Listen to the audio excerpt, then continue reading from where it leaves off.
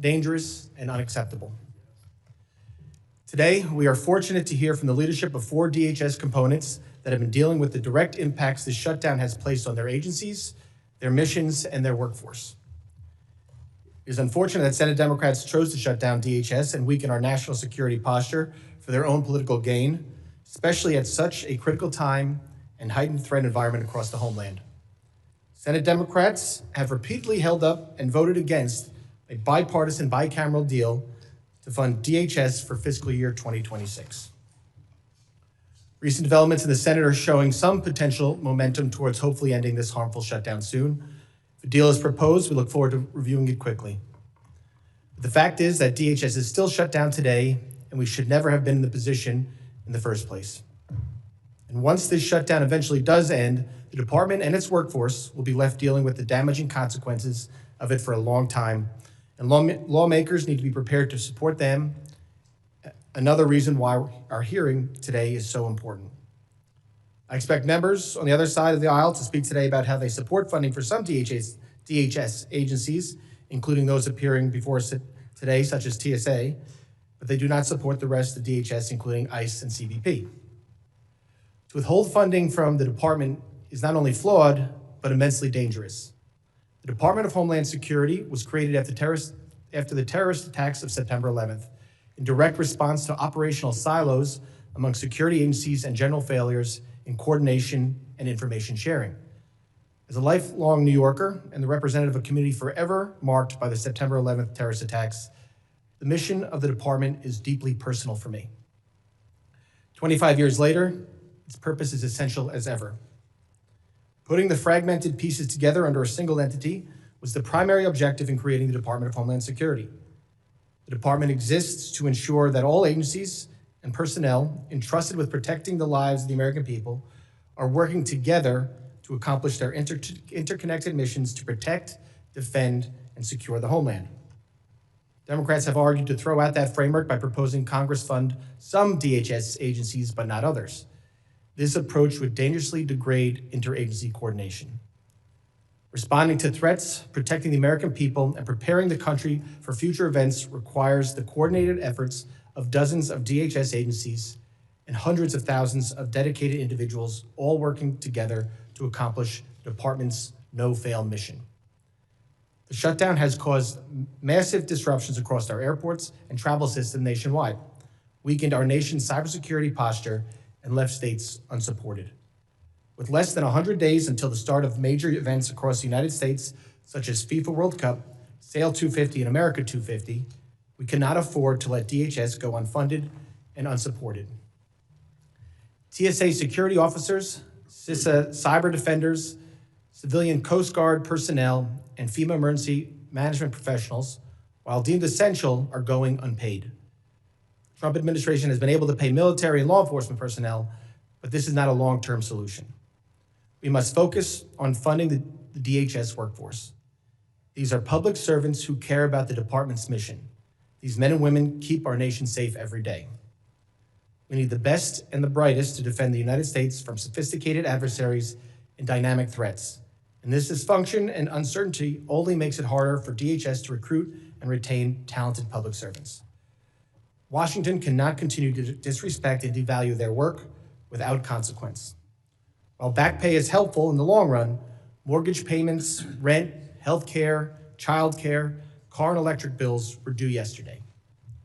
Providing food for your family cannot be put on hold while Chuck Schumer and Senate Democrats play politics with national security. I'm extremely concerned about the long-term impacts that this shutdown will have and already has had, compounded by the lingering impacts of the 43-day shutdown that DHS experienced last fall on the recruitment and retention of DHS personnel. Over 1,550 TSOs have left TSA during the past 2 shutdowns. It takes 4 to 6 months to onboard and train a new TSO. With the FIFA World Cup across 11 U.S. cities starting June 11th, millions of international fans are expected to travel through our nation's airports. This presents a dire situation both in terms of efficiency and security, and it only gets worse with each passing day. In the last several weeks, we have seen acts of violence across the country from Austin, Texas, to West Bloomfield, Michigan, and ISIS-inspired attacks at Old Dominion University and in New York City, reminding us of the persistent threat of terrorism we face and why a fully funded and functional DHS is so critical. New leadership at the department with Secretary Mark Wayne Mullen presents an opportunity to make improvements across the board and move forward together. The shutdown is not a game, and frankly, I'm tired of it being treated like one. The stakes are too high. We owe it to the American people to stop the political games, to fund DHS, and to get back to regular order. I hope all my colleagues will use this opportunity today to hear from the witnesses about the harmful operational and security impacts that this shutdown has caused and the long-term consequences that we need to be prepared to address. I look forward to a productive conversation with our leaders here today. I now recognize the ranking member, the gentleman from Mississippi, Mr. Thompson, for his opening statement. Thank you very much, Mr. Chairman. I welcome our panel of witnesses before us today. Mr. Chairman, Republicans holding this hearing requiring the Department of Homeland Security shutdown is a height of hypocrisy, not only because they and their president are to blame for the shutdown, but also because they are complicit in causing irreparable damage over the 15 months to DHS, its mission, and its workforce. Let me be clear at the outset that Democrats want to fund TSA, FEMA, CISA, and the Coast Guard, and have repeatedly offered bills to do just that. However, Republicans have blocked all of them. Let me say that again. Republicans have repeatedly blocked bills Democrats offered to fund every agency before this committee today. Republicans control every part of government and could have funded these agencies with Democratic support, but chose not to. Republicans could pay TSA agents today, but choose not to. You don't have to take my word for it. Republican Senator John Kennedy of Louisiana told Fox News that when Senate Republican leadership informed the president that his conference was prepared to accept the Democratic compromise position, the president said, and I quote, "No deals with Democrats." So this is a Republican shutdown, but as per usual, they take no responsibility. Maybe that's because they know the president is desperately trying to distract the public from his thousands of appearances in the Epstein files and the war he needlessly started in Iran. They know Trump doesn't want the media or the public talking about the affordability crisis he created, or skyrocketing gas prices, or raising inflation. Rather than do what's right for Homeland Security, the frontline personnel working without a paycheck, or the traveling public, congressional Republicans do Trump's bidding every time. He snaps his fingers and they jump. The only question is how high. And that's what we have here today. A shutdown congressional Republicans agreed to in order to cover for Trump. Even today's hearing is designed to cover for him. I requested that the chairman extend invitations to ICE and CBP leadership to testify today, but he declined to do so. I respect the chairman, but his decision is a troubling departure from committee practice. I've served on this committee since its inception, and I know firsthand how this committee has been run since it was stood up after 9/11.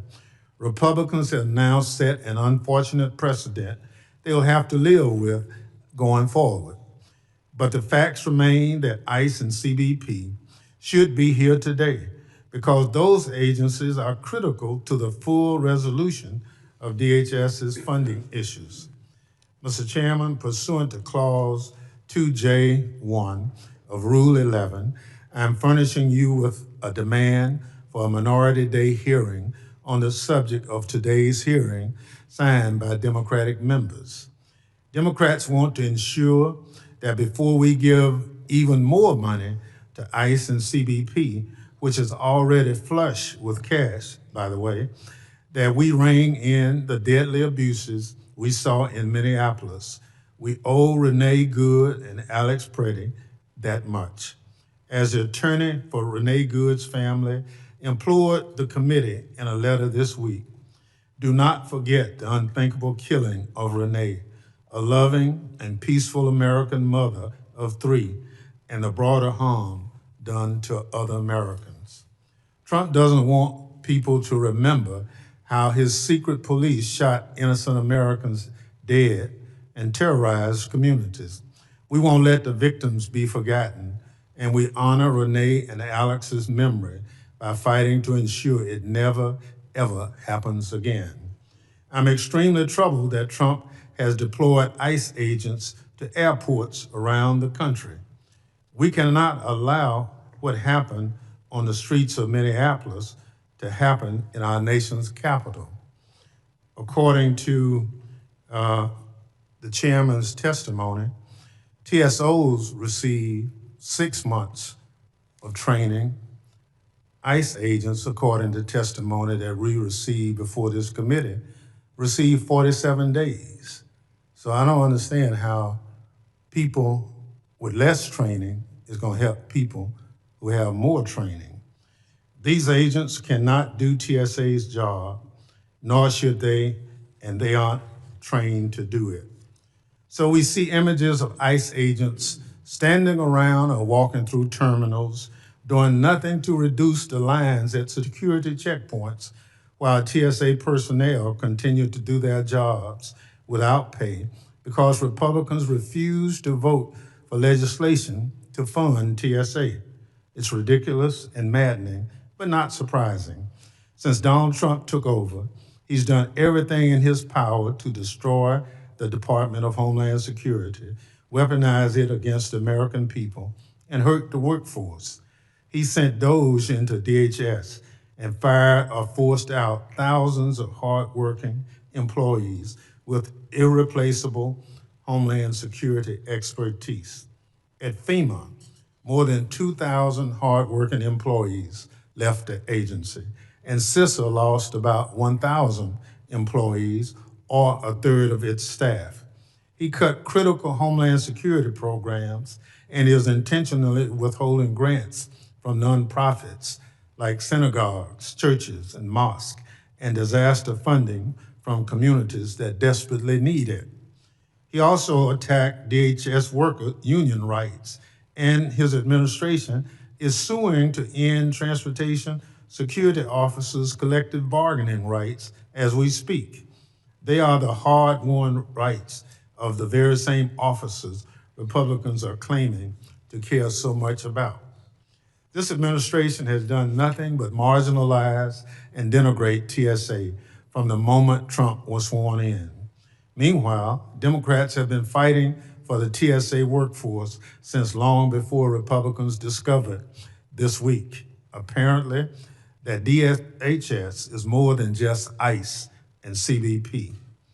Donald Trump, Stephen Miller, Tom Homan, Kristi Noem, and Corey Lewandowski have tried to turn ICE into a national police force, a weapon for their political agenda, while systematically neglecting the critical mission of TSA, FEMA, CISA, and the Coast Guard.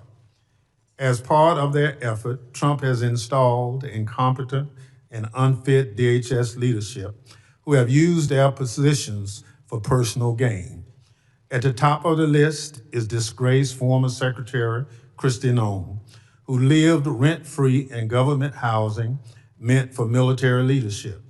She wasted millions of taxpayers' dollars on ad campaigns and photo ops, complete with hair, makeup, and a rented horse for $20,000 for her to pose for the cameras.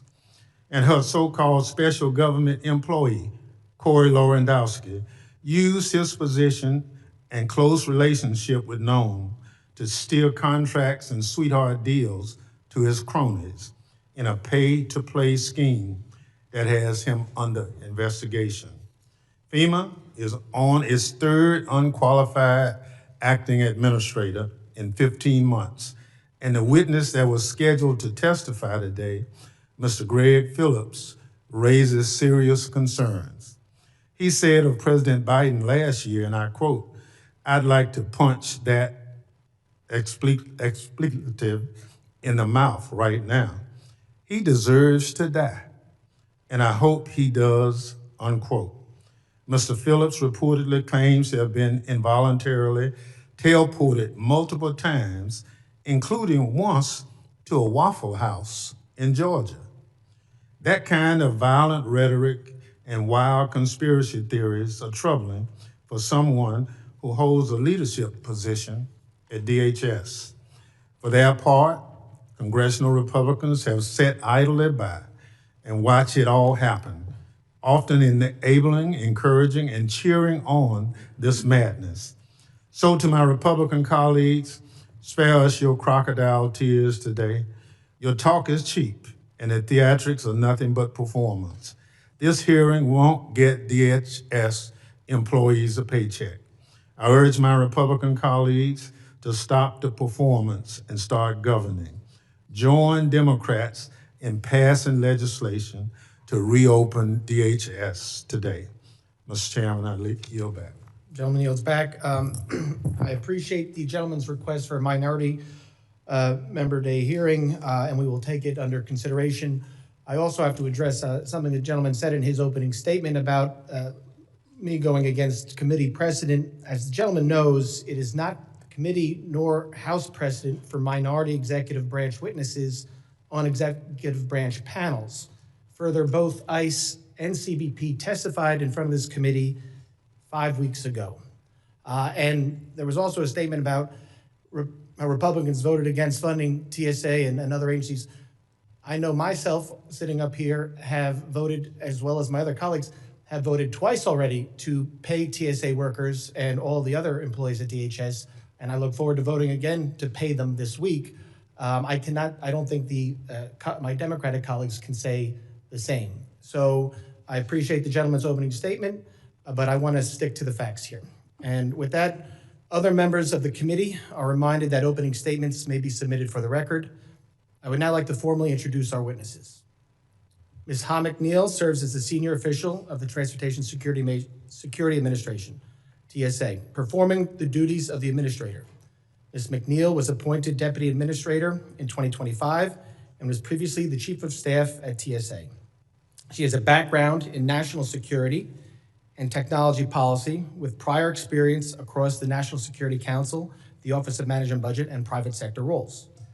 Admiral Thomas G. Allan serves as the Vice Commandant of the U.S. Coast Guard, serving as the service's second in command since February 2026. As a career Coast Guard officer with nearly 35 years, he has led major command operations, overseeing mission support operations at U.S. Southern Command and Coast Guard activities across the Northeast. Mr. Nick Andersen serves as the acting director of the Cybersecurity Infrastructure Security Agency, or CISA. He was appointed in February 2026 after serving as the agency's executive assistant director for cybersecurity. He's a senior cybersecurity leader and U.S. Marine Corps veteran with prior experience across the Department of Energy, the White House Office of Management and Budget, and the private sector. Ms. Victoria Barden is the Associate Administrator of the Office of External Affairs at the Federal Emergency Management Agency. Ms. Barden brings nearly a decade of emergency management and disaster recovery experience. I thank all the witnesses for being here today. Pursuant to Committee Rule 8C, I ask that the witnesses rise and raise their right hand.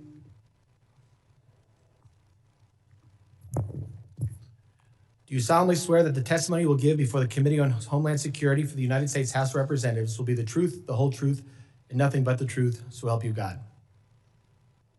Let the record reflect that the witnesses have answered in the affirmative. Thank you, and please be seated. I now recognize Ms. McNeill for 5 minutes to summarize her opening statement.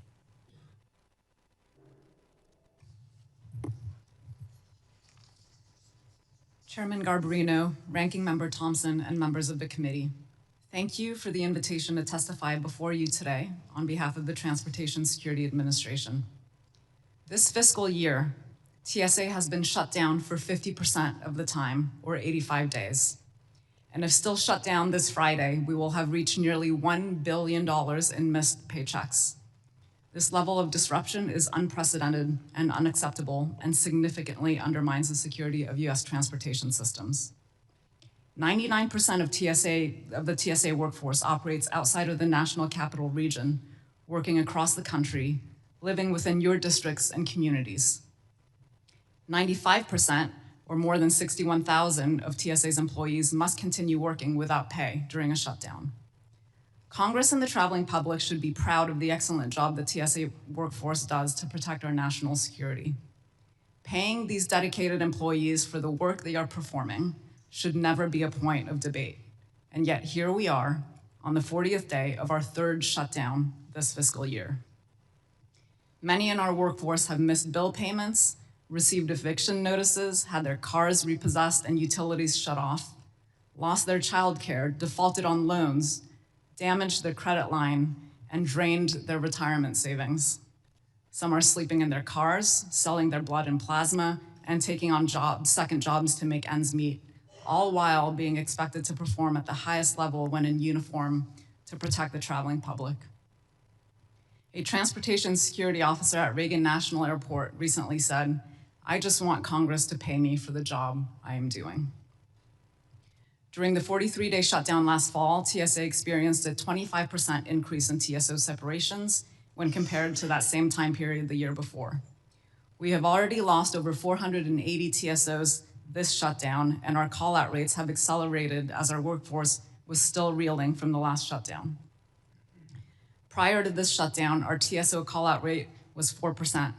Now, multiple major airports are experiencing days where 40 to 50% of their staff are calling out because they simply cannot afford to report to work. This has led to the highest wait times in TSA history, with some wait times greater than 4.5 hours. We are being forced to consolidate lanes and may have to close smaller airports if we do not have enough officers. It is a fluid, challenging, and unpredictable situation. We understand this is frustrating and disruptive. Unfortunately, we have seen an over 500% increase in the frequency of assaults on our officers since this shutdown began. This is unacceptable and we will not be tolerated. We are pursuing all legal avenues to prosecute these incidents. To the traveling public, we ask for your patience and understanding as our officers are working their hardest to ensure you can travel safely, all the while not getting paid. As the shutdown drags on, we fear we will continue to lose talented and experienced employees to other jobs that can provide a steady paycheck.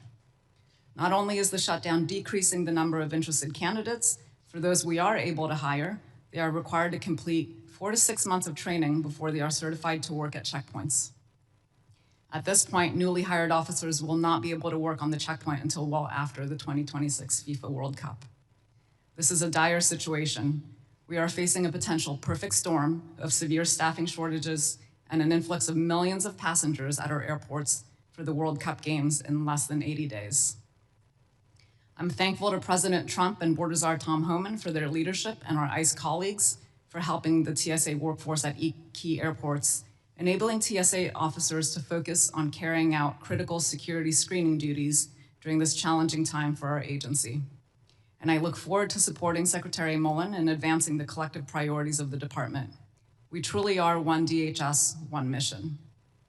Congress consolidated 22 agencies and established DHS to unify our Homeland Security defenses and prevent another 9/11.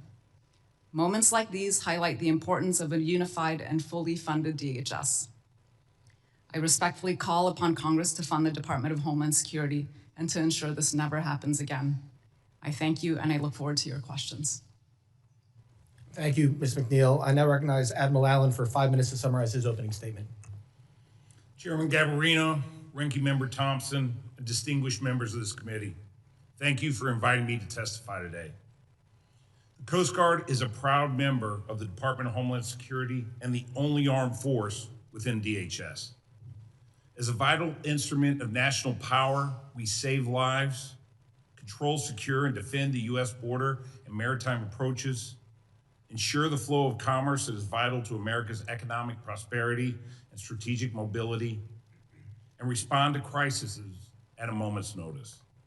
Every action we take is dedicated to protecting our nation. The American people depend on us, and we provide a remarkable return on investment, but only with consistent and predictable appropriations. For 85 of the last 176 days, almost 50% of the time, the Coast Guard has not had funding needing to operate and pay our workforce. Most importantly, The lapse is creating an unacceptable financial strain on our people. Our dedicated civilian employees have already missed several paychecks, leaving them without resources to support their family. Our military members and their families are operating under grim uncertainty of whether they will receive their next paycheck. And our deployed crews conducting critical national security missions are accumulating thousands of dollars in expenses with no way of being reimbursed. These realities erode the sacred trust our men and women have in the nation they serve. The work our crews perform every day is dangerous. Any distraction puts our crews at risk. From our tactical boarding teams executing counter-narcotics missions to our rescue swimmers deploying from helicopters into rough seas. Our crews should not have to worry about if their families will be able to pay rent or buy groceries. The shutdown is also eroding mission readiness and causing severe financial hardships for businesses who provide us with goods and services. A few examples. We see many preparations for FIFA World Cup and America 250. That's only 79 days away. We have incurred over $200 million in obligations to industry partners for operations, a bill we are prohibited from paying until this shutdown ends. We can't pay over 5,000 utility accounts, putting us in imminent danger of widespread shutdowns to critical infrastructure. And our inability to pay for parts and services risks triggering stop work orders, which could worsen our existing maintenance backlog and impact readiness. Our National Maritime Center remains closed, halting the issuance of over 16,000 merchant marine credentials, with a backlog growing by 300 a day. Every day the shutdown drags on moves us closer to a tipping point. And we know through experience, it will take us about 2.5 days to recover from every day we are in a shutdown. If the shutdown ended today, we wouldn't catch up until July 3rd. The Coast Guard will continue to serve because that is what our people have sworn to do. But our crews should never question whether the nation they protect will stand behind them and their families. Stable funding for DHS is not simply a budgetary matter. It's a matter of trust, readiness, and national security. Our service members will keep their watch. We only ask that they are supported while they do that. Thank you. I look forward to your questions. Thank you, Admiral Allan. I now recognize Mr. Andersen for 5 minutes to summarize his opening statement. Chairman Garbarino, Ranking Member Thompson, and distinguished members of the committee, thank you for the opportunity to appear before you today. My name is Nick Andersen. I'm currently serving as the Acting Director of CISA, the Cybersecurity and Infrastructure Security Agency. I joined CISA last September after serving in senior cybersecurity roles in the private sector at the White House and leading the Department of Energy's Sector Risk Management Agency function. I've also served as a State Chief Information Security Officer and as a Chief Information Officer within the intelligence community and as a United States Marine. These experiences have given me a clear understanding of the threat environment we face and the consequences when we are not fully postured to meet it. Let me be direct. When the government shuts down, our adversaries do not. For the past 39 days, CISA has operated under its third shutdown this fiscal year. CISA's workforce continues to demonstrate an unwavering dedication to mission during this challenging time. Approximately 60% of our workforce is furloughed or otherwise unable to work. The remaining personnel are carrying out mission essential functions without pay while facing increasing pressure from nation state and criminal actors targeting our nation's critical infrastructure. This is not a sustainable model. This shutdown affects morale, stability, and the overall well-being of our people.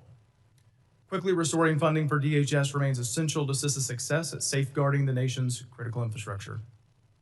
Under the Trump administration, CISA is focused on our number one priority, protecting and defending the American people from cyber and physical threats. During the shutdown, CISA is largely limited to protecting life and property, responding to imminent threats, maintaining our 24/7 operations center, and sharing critical vulnerability and incident information at a reduced capacity. These are necessary functions, but they are not sufficient to get ahead of the threat. What has been scaled back or paused are the very activities that reduce systemic risk over time: proactive assessments, coordinated planning, partnership engagement, and strategic initiatives across the federal enterprise and critical infrastructure sectors. The result is simple. Risk is accumulating across the system. Delays in issuing binding operational directives, reduced coordination with industry partners, and constrained incident response capacity all create openings for our adversaries. These are not theoretical risks. They are real vulnerabilities that grow with time.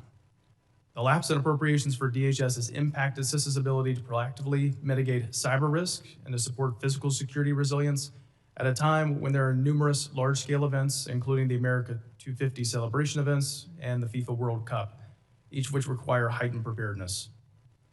Equally concerning, key efforts to finalize the rulemaking process for the Cyber Incident Reporting for Critical Infrastructure Act, or CIRCIA, have been paused. This delays our ability to build a more coordinated, timely, and effective national cyber defense. Every day the shutdown continues, we're not just standing still, we're falling behind. I would like to express my appreciation for your efforts on the reauthorization of the Cybersecurity Information Sharing Act of 2015. This authority underpins the trust, speed, and collaboration between government and the private sector that are essential to defending the nation's critical infrastructure. In closing, CISA's mission remains unchanged, to protect and defend the American people. But we cannot do that at full strength under sustained funding uncertainty. And I want to be clear, the men and women of CISA are doing everything we've asked of them and more under extraordinarily difficult circumstances. They are mission focused, but they are not immune to the real financial and personal strain this creates for their family. We need stability, we need continuity, we need the ability to operate proactively, not just reactively. Thank you for your support and the opportunity to appear today. I look forward to your questions. Thank you, Mr. Andersen. I now recognize Ms. Barton for 5 minutes to summarize her opening statement.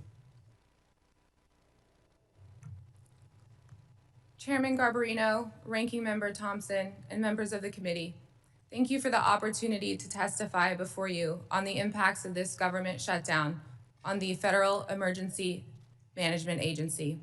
I am Victoria Barton, Associate Administrator for the Office of External Affairs, and I look forward to this conversation.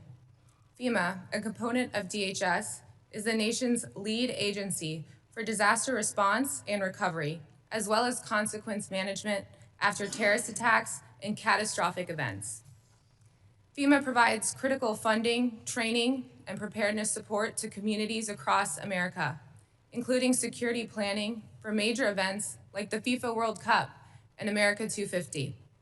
With the current lapse, FEMA's ability to support Americans before, during, and after disasters is at risk. This is especially concerning as the nation faces heightened national security concerns.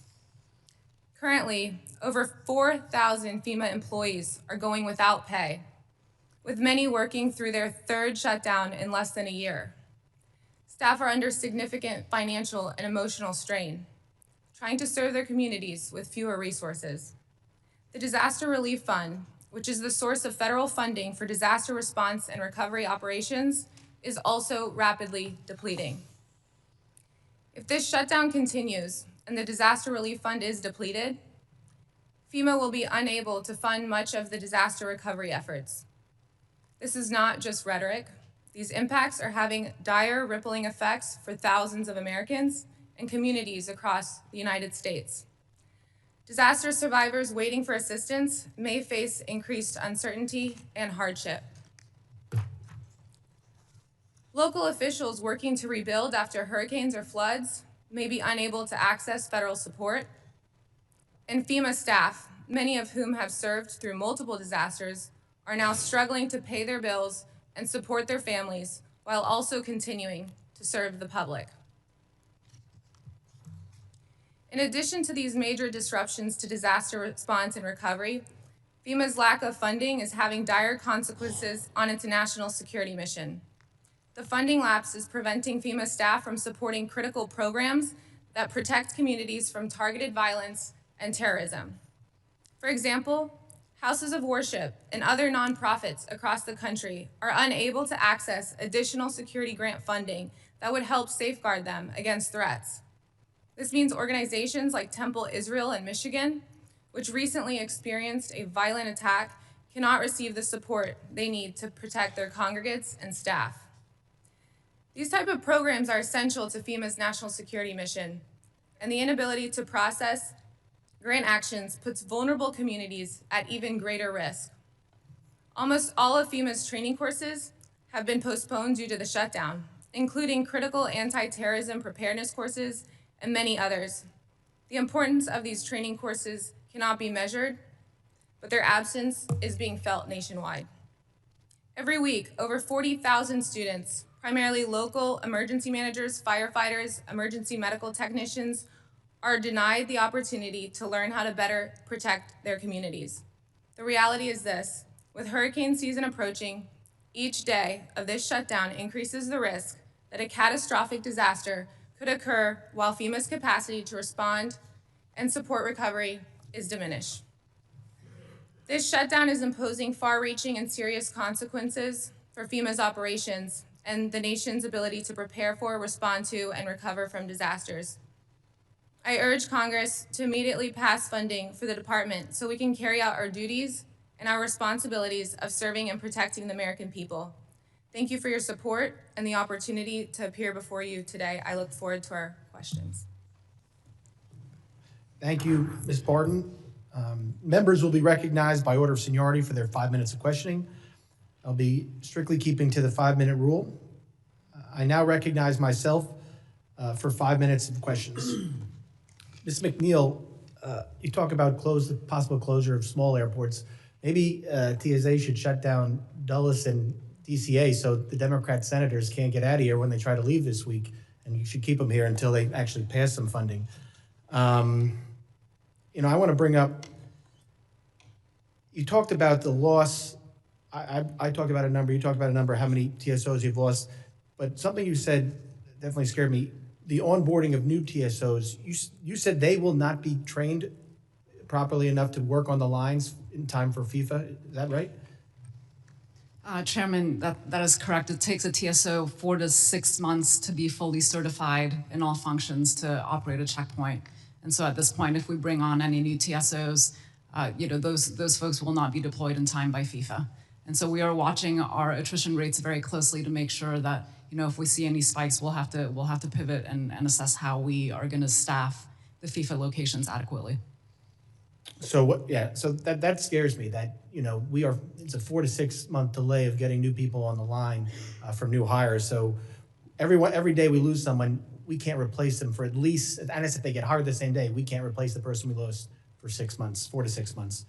That is definitely very scary. Acting Director Andersen, you mentioned 56% of your workforce is furloughed, and the rest are working without pay. Can you help the American people understand what is not getting done right now at CISA that should be getting done? Thank you, Mr. Chairman. There's a variety of assessments that CISA completes day to day, whether that's working with the private sector or it's working with our state and local partners or across the federal ecosystem. It's an exceedingly dynamic threat environment, as you know, both in the cybersecurity landscape and in the physical security landscape. So even a reduced capacity within these essential functions presents a real opportunity for our adversaries to be able to take advantage of that gap in capability. So, I've been on this committee since I first got to Congress in 2021. We have talked repeatedly about how Iran has been one of our biggest cybersecurity adversaries. They attack us millions of times a day. And with this heightened threat environment, what are your immediate priorities when it comes to cybersecurity in the agency? Well, specifically regarding that nation-state actor, we pulled together a tremendous amount of information from indicators of compromise to techniques and procedures pertaining to their typical behaviors that we see in cyberspace. We've been able to share that with our sector-based colleagues across critical infrastructure and across the federal and state communities. We continue to provide sort of heightened awareness at the capacity that we can during a shutdown in order to be able to provide cybersecurity alerting for all nation-state risks, in particular those pertaining to critical infrastructure.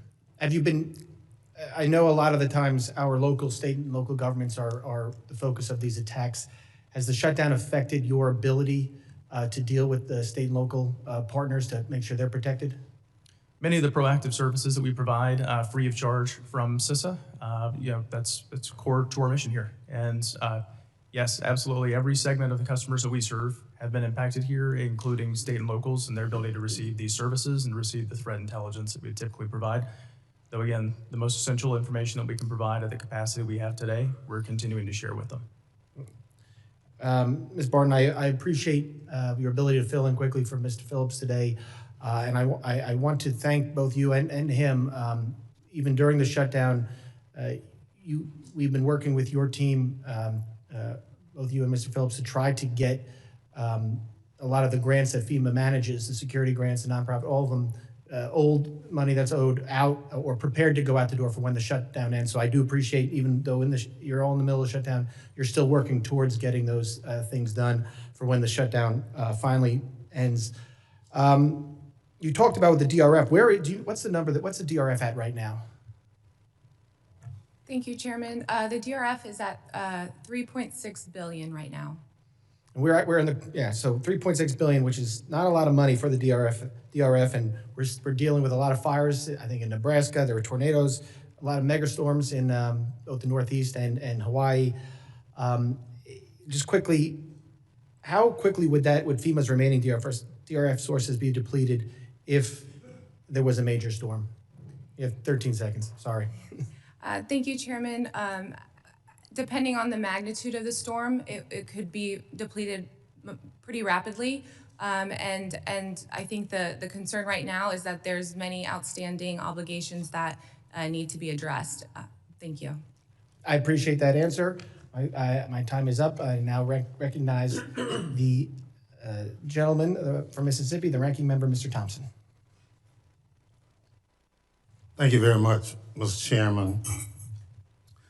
Ms. Barton, you're the first FEMA person we've had come before this committee this entire session.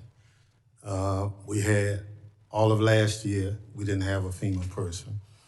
And we are 3 months in, and obviously because of Mr. Phillips' emergency, you had to fill in.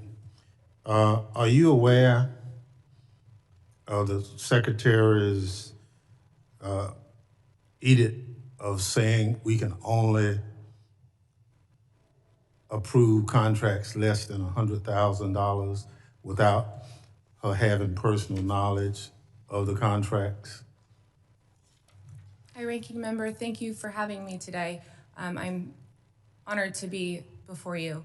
I am aware that we have a new secretary. Secretary Mullen has been sworn in and confirmed. We are looking forward to his guidance and vision and stand ready to implement as we receive that. So can you tell me currently how many contracts are not signed because of this 100,000? I don't want to talk about the incoming secretary. Just give me an aggregate number.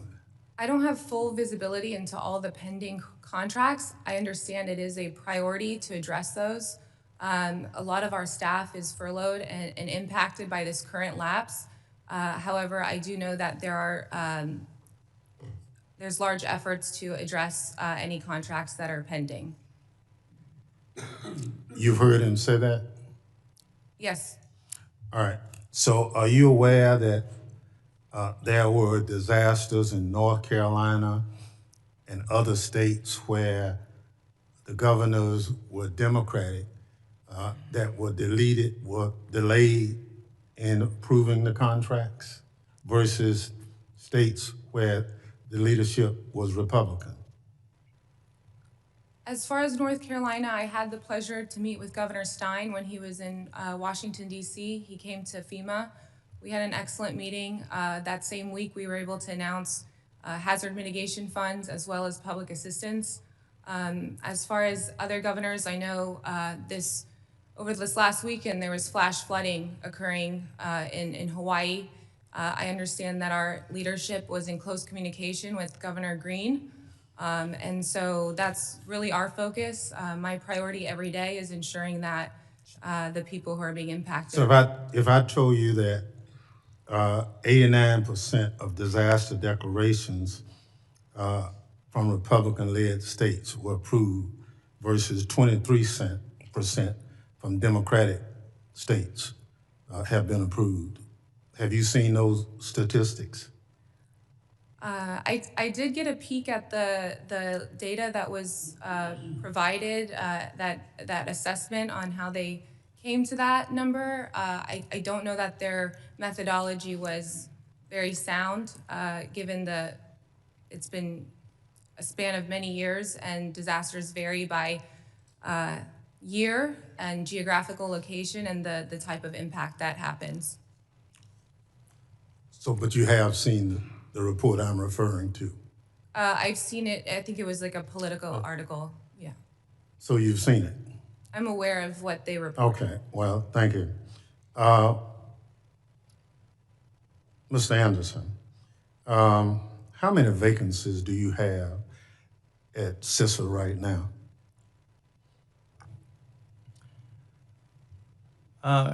Approximately 1,000, ranking member.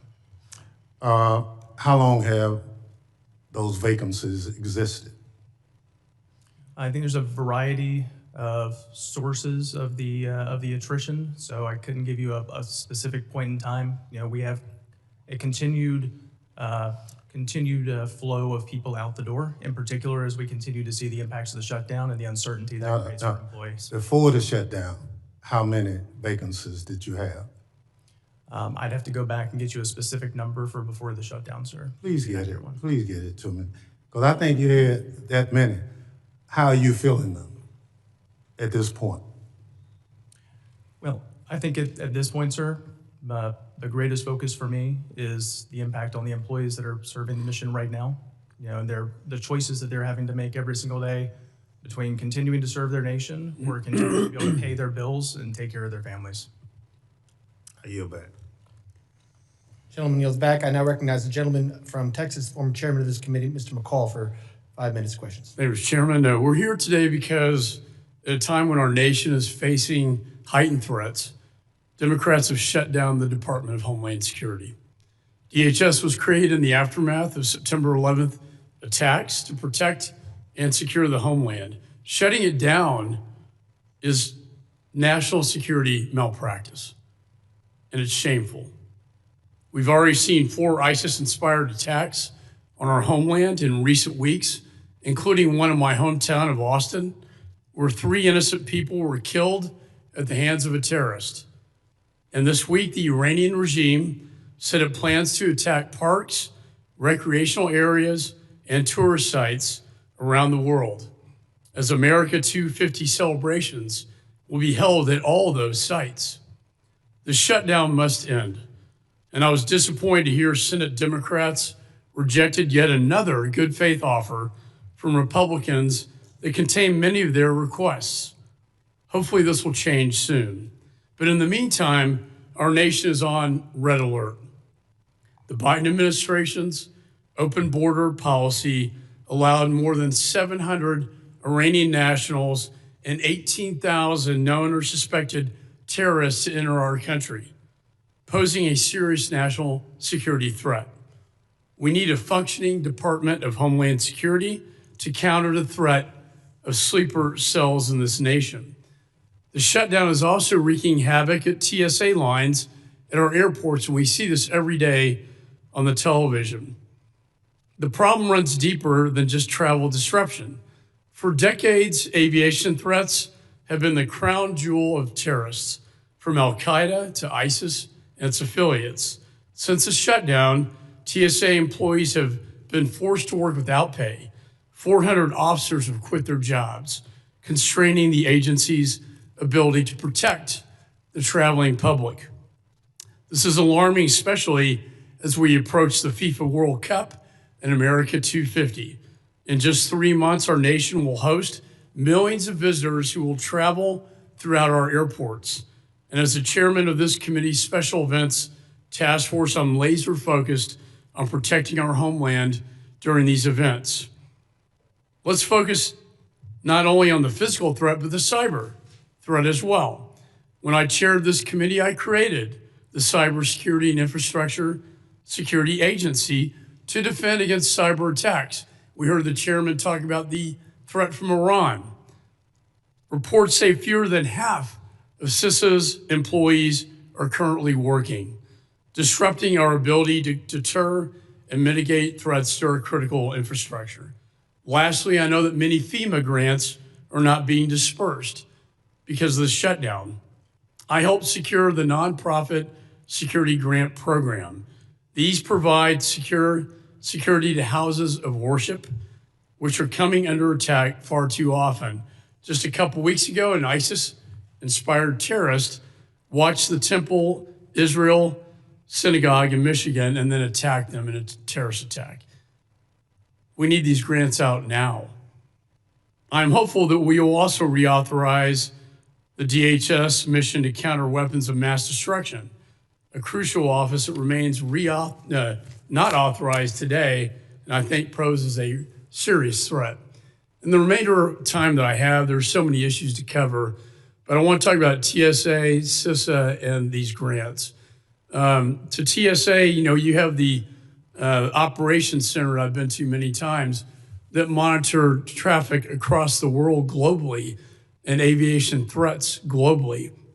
Can you tell me what impact the shutdown is having on that? And Mr. Andersen, if you could tell me about CISA's, without these employees, not being able to connect the dots and share it with the private sector, what impact that is having. Ms. Barton, can you tell me about the lack of funding to protect particularly Jewish synagogues across this nation, as we know the Iran threat is real inside the United States and our homeland? Ms. McNeill. Thank you, Congressman. Our operations center is up and running, and we're doing everything that we can during this time to maintain a strong security posture, especially during this heightened threat environment. Our officers are doing a tremendous job showing up every day at work and screening the traveling public to make sure that they're making it to their destination safely. But I will say it is a real human toll to wake up and show up to work every day not knowing how you're going to pay your bills. And so I am, of course, concerned about the workforce. And the longer this shutdown goes on and more missed paychecks, we are really putting ourselves and our workforce in a perilous situation. You're correct, sir. Being able to connect the dots with the private sector, a lot of it is based on the expertise and the relationships that a lot of these employees have that have served for such a long time at CISA. Since this committee helped bring it into existence, that's all the more difficult when we have those same employees who are relying on their expertise in those relationships. And to Ms. McNeill's point, they're having to choose between being able to support their families and continuing to support the mission of securing our nation's freedom. Finally, security at Jewish synagogues. For the nonprofit security grant program, at this time, we are stalled because the staff that's processing and supposed to work on those grants has been impacted by the third shutdown, and those funds are critical to get out for many of the nonprofit and houses of worship that receive and use those funds for security threats. Thank you. I yield back. Gentleman yields back, and I let witnesses go a little over there, and I will do that for both sides if they're in the process of answering a question today, because I do think it's important for them to talk about what's going on. I now recognize the gentleman from California, Mr. Correa, for 5 minutes of questions. Thank you, Mr. Chairman. I want to thank our witnesses for being here today, and let me start out by saying that I agree with Mr. McCall. We face a clear and present danger in this country today. Let me ask each one of you a question, if I may. Simple yes and no. Do you believe we should end this shutdown as quickly as possible, Mr. Allan? Yes, sir. Ms. McNeill? Yes, sir. Mr. Andersen? Yes, sir. Ms. Barton? Yes, sir. Apparently, President Trump disagrees with you. This is a headline from Monday, New York Times, actually, Tuesday. President Trump said on Monday that Republicans should stop negotiating with Democrats to end the partial government shutdown and instead focus on passing his voter legislation. He actually has told Republican senators, stop negotiating with Democrats. We have a disconnect here, wouldn't you say? So do we really want to end this shutdown or not? I tell you, we can start out by doing what I just did a few weeks ago, which is I wrote to the Congressional Management Office and said, withhold my paycheck. Don't pay me until TSA workers are paid. Mr. Chairman, let's start at the beginning. No pay for federal workers, no pay for us. Think so? Yes, no? Let's do it. Ms. McNeill, you were right about attrition rates at TSA. I remember a few years ago, working on this issue of attrition. It was up to 20% for TSA workers. What changed that? Better pay, better benefits, because what we wanted to do was professionalize TSA workers from part-time, minimum wage workers to make them what they're supposed to be, which is front-line workers that are watching to make sure nothing gets on a flight that could hurt Americans. Can I ask you another question, Ms. McNeill? What's the status of the collective bargaining rights of TSA workers right now? The CBA remains in place as the court works through. But you've tried to take them away and the courts have said, hold on, correct? That is the order of the courts. Thank you. We're talking about funding. ICE and CBP, flush with cash right now. Last July, I asked whether DHS reprogrammed any funding from other DHS agencies to ICE. DHS reported that ICE received more than $310 million in transfers from other DHS agencies, including $143 million from CISA and another $32 million from FEMA. Ms. McNeill, have you asked DHS leadership for existing ICE and CBP funds to be reprogrammed to your employees? Cash is sitting there. Don't you think our national security demands that you ask that? Have you asked for that? I think that the issue at hand here. Have you asked for that reprogramming? To be funded. Have you asked for that reprogramming? Yes or no, ma'am? Have you asked for the reprogramming? That's my answer. Mr. Andersen, the same question. Have you asked leadership to reprogram excess ICE and CBP funding to pay your employees? Simple yes or no. Sir, we have a tremendous amount of support. Thank you very much. Mr. Phillips. Excuse me, Ms. Phillips, I'm sorry. No problem. Have you asked to have funds reprogrammed? The answer is no. We have funds. Look, folks, your agencies are on record giving nearly $200 million to ICE for mass deportations. Yet you haven't asked for any of that money back when, like Mr. McCall said, we have a clear and present danger in this country. Do we or don't we consider TSA employees critical defending our nation? Thank you, Mr. Chairman. My time is up. I yield. Gentleman yields back. Now recognize the gentleman from Mississippi, Mr. Guest, for 5 minutes of questions. Thank you, Mr. Chairman. 40 days. For 40 days, 22 federal agencies that fall under the umbrella of the Department of Homeland Security have not received funding from the federal government. Those 22 agencies employ over 260,000 Americans. Let that sink in. Over 250,000 of our federal law enforcement and first responders, many have not received a check in almost now 6 weeks. What has that resulted in? It's resulted in travel delays. In some cases, travel delays in excess of 4 hours. It's resulted in loss to the economy. It's estimated that our economy has lost more than $2.5 billion during this shutdown. And it has made America less safe. So to each of you, I want to apologize that Congress has not been able to fund the agencies for which you work, to fund those individuals who work under you. But I must say, I must push back on the narrative that this is a Republican-created crisis, that this is the Republicans' fault. Chairman Garbarino said that every Republican on this committee has voted twice to fully fund DHS. And I'll tell you that we will have an opportunity later this week to vote a third time to fund DHS.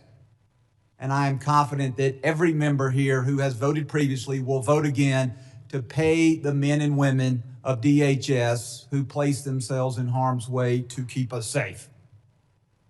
If you remember when this shutdown began, this was going to be a temporary shutdown. Democrats said, fund everything but DHS, give us a week, we'll get this worked out. That week has now turned into over 40 days. Democrats said, we don't want to fund the agency until there's change in leadership. So President Trump reassigned Secretary Nguyen. Yesterday, just yesterday, Secretary Mark Wayne Mullen was sworn in. And Republicans have made that change. Democrats also said, we refuse to fund DHS unless you separate ICE. You separate ICE out of DHS, we'll fund all the other agencies. We'll fund Coast Guard, we'll fund TSA, we'll fund FEMA, we'll fund CISA. And what did we see yesterday? Yesterday, and this is the Hill headline from today, talking about the events of yesterday. Senate Democrats, not Senate Republicans, Senate Democrats reject GOP offer to reopen DHS. The article goes on to say Senate Democrats on Tuesday rejected a new proposal from Senate Republicans endorsed by President Trump to fund almost all the Department of Homeland Security while setting aside some funding for Immigration and Customs Enforcement to end the partial government shutdown that has now stretched at that time 39 days to day 40. And so to my Democratic colleagues, I will tell you it is time for you to stop gaslighting the public. It's time for you to stop lying to the American people. It's time for you to stop saying that this is a Republican issue, that we created this, when we have voted time and time again to fund DHS. That we see in the Senate a proposal was made, a good faith proposal to try to honor the request of the Democrats to separate agencies out except ICE. And we have changed leaderships in DHS by having a new secretary sworn in just yesterday. So the Democrats, which are now the policy of abolishing ICE, now the policy now the party of defunding the police, they are also now today, they are the party of government shutdown. And so in the last minute I have questions that I would like just yes or no answers. Again, would like for you to have time to expand, but know that my time is short. Ms. McNeill, have the 60,000 men and women of TSA been paid since the government shutdown began? Yes or no? They have not. Mr. Andersen, have the 2,500 employees of CISA been paid since the government shutdown? Yes or no? No, sir. Ms. Barton, have the 22,000 employees of FEMA been paid since the government shut down? No, sir. Ms. McNeill, has the shutdown impacted your ability to carry out your core mission? It is getting harder by the day, sir. Mr. Andersen, same question. Has your mission, have it impacted your ability to carry out your mission? Yes, sir, absolutely. And Ms. Barton, same question to you. I see the impacts every day. Last question as my time expires. Ms. McNeill, is America more or less safe because of this government shutdown? We are really concerned about our security posture and what the long-term impacts of the shutdown is going to have on the workforce and our ability to carry out the mission. Mr. Andersen, is America more or less safe because of the shutdown? The threat environment is too dynamic, sir, to allow this shutdown to continue on. And Ms. Barton, are we more or less safe because of this shutdown? We are crippling our disaster response and recovery abilities by the day. Thank you, Mr. Chairman. I'm sorry for being over time, and I yield back. Gentleman yields back. I just want to, Ms. Barr, I just want you to clarify your answer about the employees not getting paid to make sure you have the right thing on the record, because I know some FEMA employees have been. Can you just confirm which employees are not being paid right now? The employees who are not funded out of the disaster relief fund are not being paid. Some are furloughed and some are going to work while not being paid. Okay, so the employees not getting paid by the DRF. Thank you very much for clarifying. Yes, Chairman, thank you for that opportunity. I would like to now recognize the gentleman from Michigan, Mr. Tanadar, for 5 minutes of questions. Thank you, Chairman. Acting Administrator McNeill, I previously told you in a hearing that I represent Detroit Metro Airport. Michigan's busiest airport and one of the largest airline hubs in the world. Due to DHS shutdown, transportation security officers have continued to go without pay. Every time I go through the airport, I have a conversation with them. I see the hardship and uncertainty that they are facing. It is the committee's understanding that DHS is utilizing a $10 billion slush fund from a Republicans' big ugly bill to pay some personnel during the shutdown. DHS has decided to pay law enforcement personnel from this fund, but the text does not authorize the use of funds, nor does it mention limiting payments to law enforcement personnel. Specifically, the text says there are appropriated to the Secretary $10 billion for reimbursement of costs incurred in undertaking activities in support of the Department of Homeland Security's mission to safeguard the borders of the United States. That's all it says. And there is nothing about paying the salaries of law enforcement personnel, but not those of other personnel. My question to you is, if DHS believes it can use this slush fund to pay federal air marshals, for example, then why can it not use this fund to pay TSOs? And how is DHS choosing who gets to pay their bills during this shutdown? Thank you, Congressman, for that question. And to amend my response from earlier, you are correct that some of our law enforcement personnel are getting paid at this point in time, and that is a decision that the department is making on who and what they can fund. We are doing what we can where we can. We do not like being in this situation, and the bottom line is that all the hardworking men and women of DHS need to be paid, and this is why DHS needs to be funded today. Ms. McNeill, the Trump administration has continued to take away TSO's collective bargaining agreements, and it continues to try to cancel TSO's union contracts. With a workforce facing low morale due to no pay and other factors, the Trump administration is doing everything it can to lower workforce morale even further, even as it pretends to prop up this workforce for political points.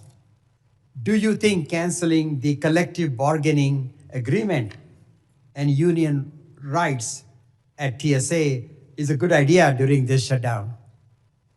I think that not paying employees for the work that they are doing every day to keep the American traveling population safe is a bad idea.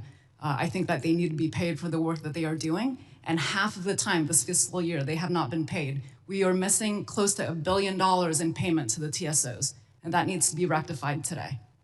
How does TSA plan to rebuild its TSO workforce when the administration keeps attacking it and now telling TSOs that untrained ICE agents can do a better job than they can?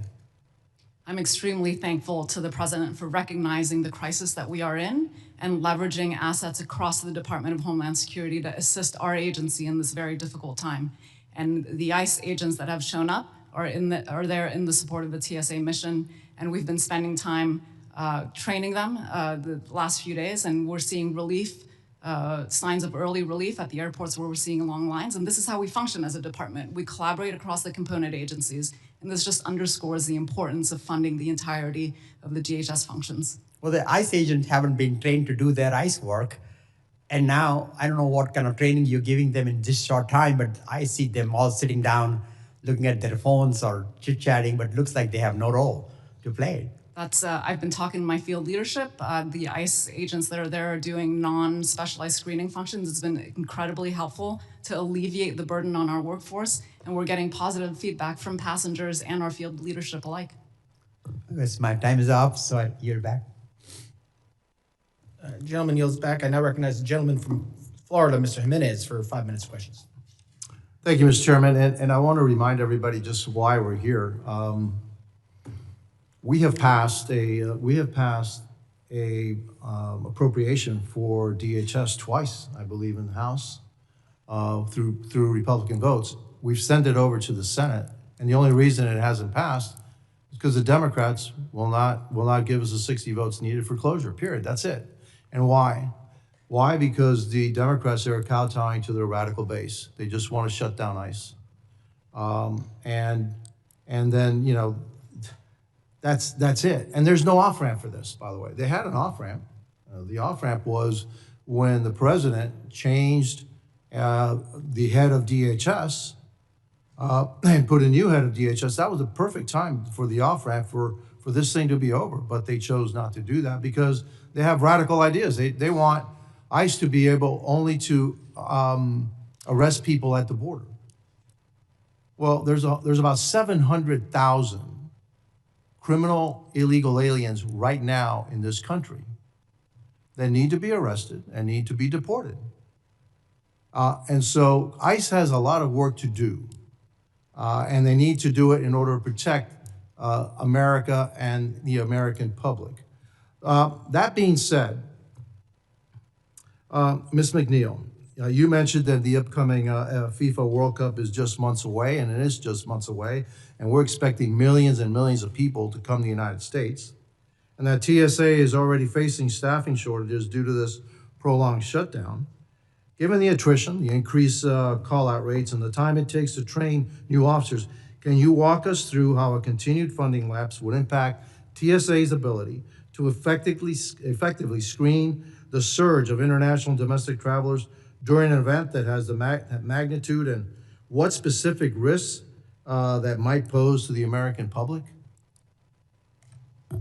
Thank you, Congressman. As the shutdown drags on, we will likely see our attrition rates continue to spike, which means that we may not have the adequate headcount to staff the airports that are supporting the FIFA locations adequately. We are working to ensure that we are surging our national deployment force so that we have mobile teams to be able to cover down on these locations, and looking at our canine assets as well. But at a certain point, this is a numbers game. If you don't have enough headcount, you can't cover down on your operations.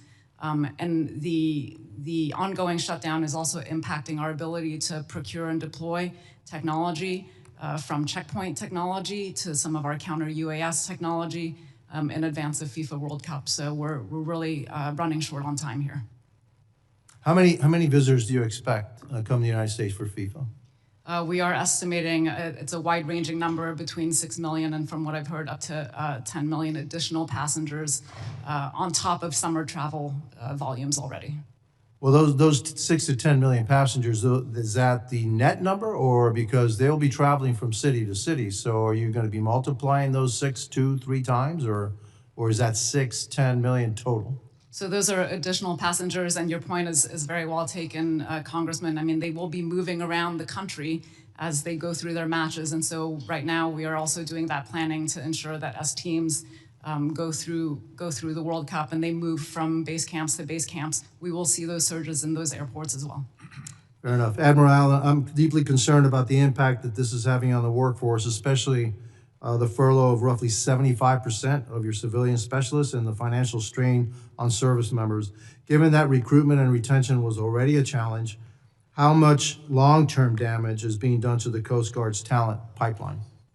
Sir, thank you for that question. When you look at the Coast Guard, this is a profession. This isn't a job. This is bringing in people for long-term to not only better our nation, but to provide a pivot in their life to provide things back. Right now, our attrition numbers are good, but they're looking at the other services who are being paid and know that they're going to be paid. We have the uncertainty of whether they're going to get paid paycheck to paycheck, and that is having a long-term uncertainty and readiness impact on our people. Thank you, Admiral. Look, what's happening is not right. It's just not right, all right? And to drive a political point that really they can't drive because ICE is already funded. So that's why there's no off-ramp. ICE is already funded. What they want, they can't get. And so this is just political theater, and it's not right, and it's not right that the hardworking men and women that are protecting this country are suffering because of this, pure political play. And unfortunately, it's This lays right at the feet of the Democrats. They're the ones that refuse to fund DHS and the hardworking men and women that protect this country. And with that, I'll yield back. Gentleman yields back. I now recognize the gentleman from Rhode Island, Ms. Magaziner, for 5 minutes of questions. Thank you, Mr. Chairman. I'd like to remind everyone why we are here. Please play the video.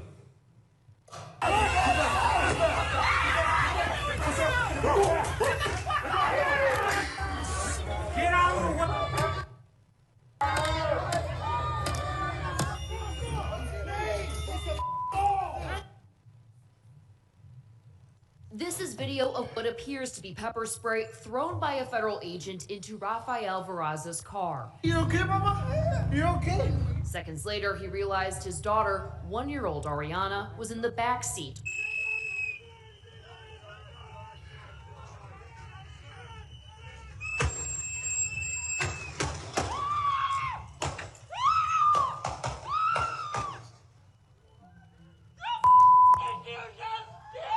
We spoke with school officials who were there saying that they consoled the boy's sobbing mother after ICE agents took her husband and son away from her after they returned home from school that day. More than half a dozen federal agents were seen on cell phone video Tuesday surrounding this 5-year-old boy wearing a bunny hat and a Spider-Man backpack. Liam Ramos was taken into custody along with his dad. Department of Homeland Security contractors told White House officials they were asked to pay Corey Lewandowski, a longtime ally of President Donald Trump. In an undercover operation last year, the FBI recorded Homan, now the White House border czar, accepting $50,000 in cash after indicating he would help agents who were posing as business executives win government contracts in a second Trump term. Madam Secretary, how many United States military veterans have you deported? Sir, we have not deported U.S. citizens or military veterans. We are joined on Zoom by a gentleman named Sejun Park. He is a United States Army combat veteran. You deported him to Korea, a country he hasn't lived in since he was 7 years old. This is why we're here. Because under the Trump administration, the Department of Homeland Security has been badly mismanaged. Complete chaos. Children, pregnant women, veterans, U.S. citizens locked up and deported for no good reason. 2 Americans murdered in the street in broad daylight. The workforce at CISA was gutted. FEMA funding wasn't going out to North Carolina and other parts of the country that needed it. And then there was abject corruption. Corey Lewandowski handing out taxpayer-funded contracts while allegedly demanding that he be paid success fees from those companies. Tom Homan taking $50,000 in cash in a paper bag from FBI agents. The American people are appalled and outraged by what is going on. And now the administration wants us to give them billions of more dollars with no guarantee that anything is going to change. Firing Kristi Noem is a good start, but it is not enough. ICE needs to act like every other law enforcement agency, with warrants, with badge numbers, with standards of conduct, and with accountability when those standards are broken. And we need laws to ensure that will happen, because otherwise it's not going to happen. Rosa DeLauro has a bill right now to fund the rest of the Department of Homeland Security except for ICE, to fund TSA, FEMA, the Coast Guard, all of it.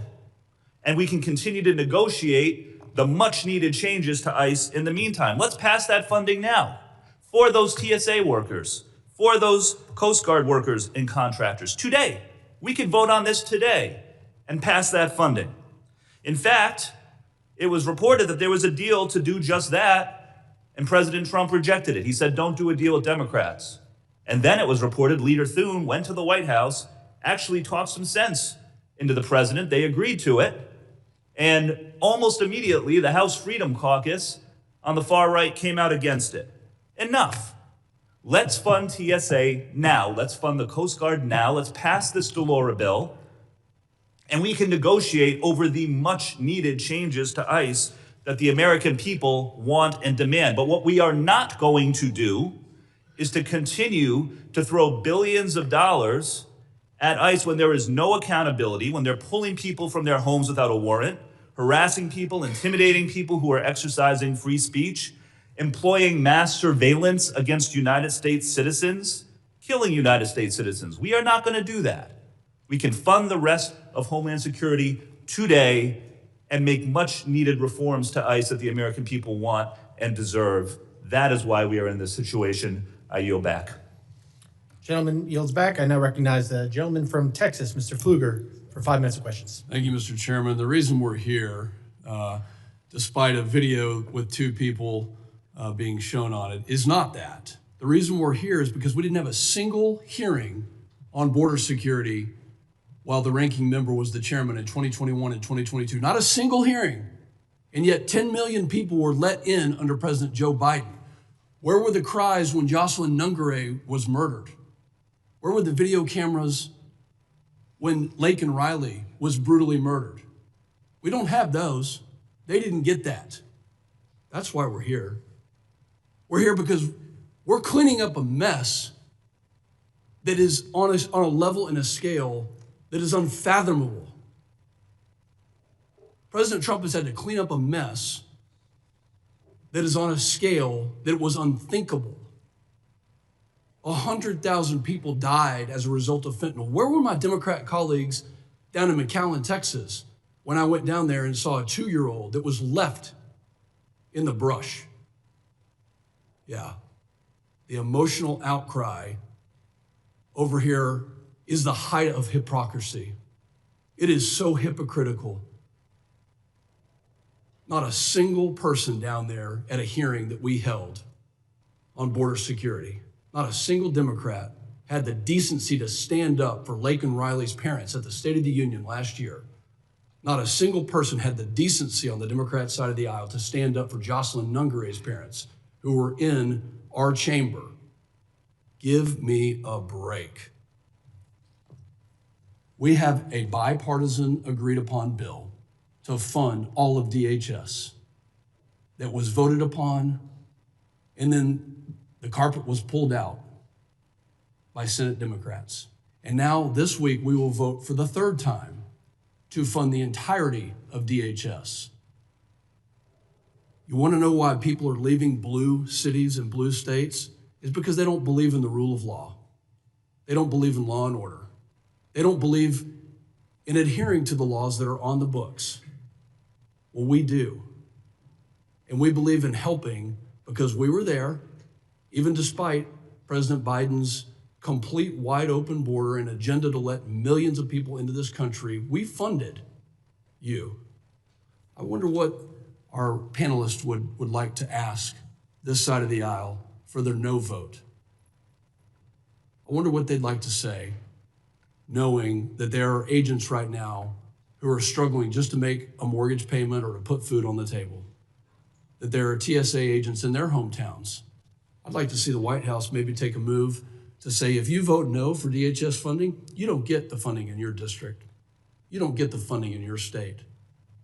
I'd like to see that. Ms. McNeill, are there continued worries right now about terrorist threats on airplanes?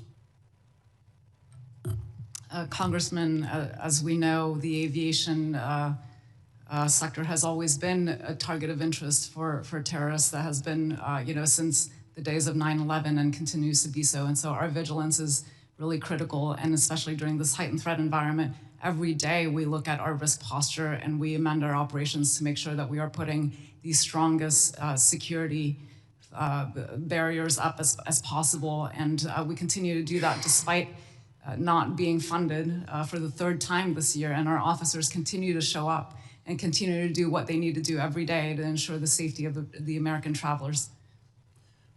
What do you tell your agents right now? Hang in there. Sorry you're not getting paid. Sorry that we have a dysfunctional Congress that can't actually come to some reasonable conclusion that there is a terrorist threat that we would like to prevent in the wake of 9/11. What do you tell them? I thank them every day for their commitment and dedication to the mission because they continue to show up. You wouldn't see this level of commitment, in the private sector. I mean, this is incredible what you're seeing from the men and women at TSA today.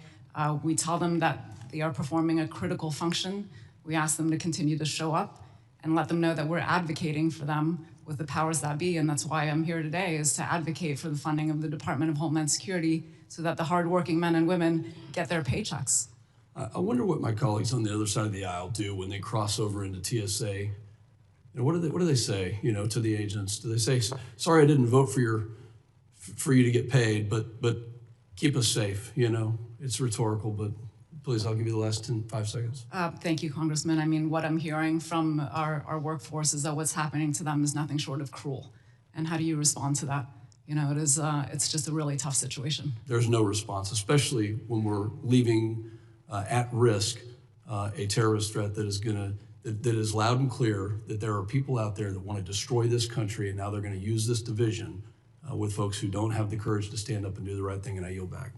Gentleman yields back. I now recognize the gentlelady from Illinois, Ms. Ramirez, for 5 minutes of questions. Thank you, Chairman and Ranking Member.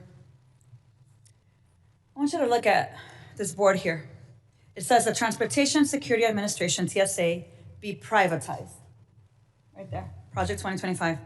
Until it is privatized, TSA should be treated as a national security provider, and its workforce should be deunionized immediately.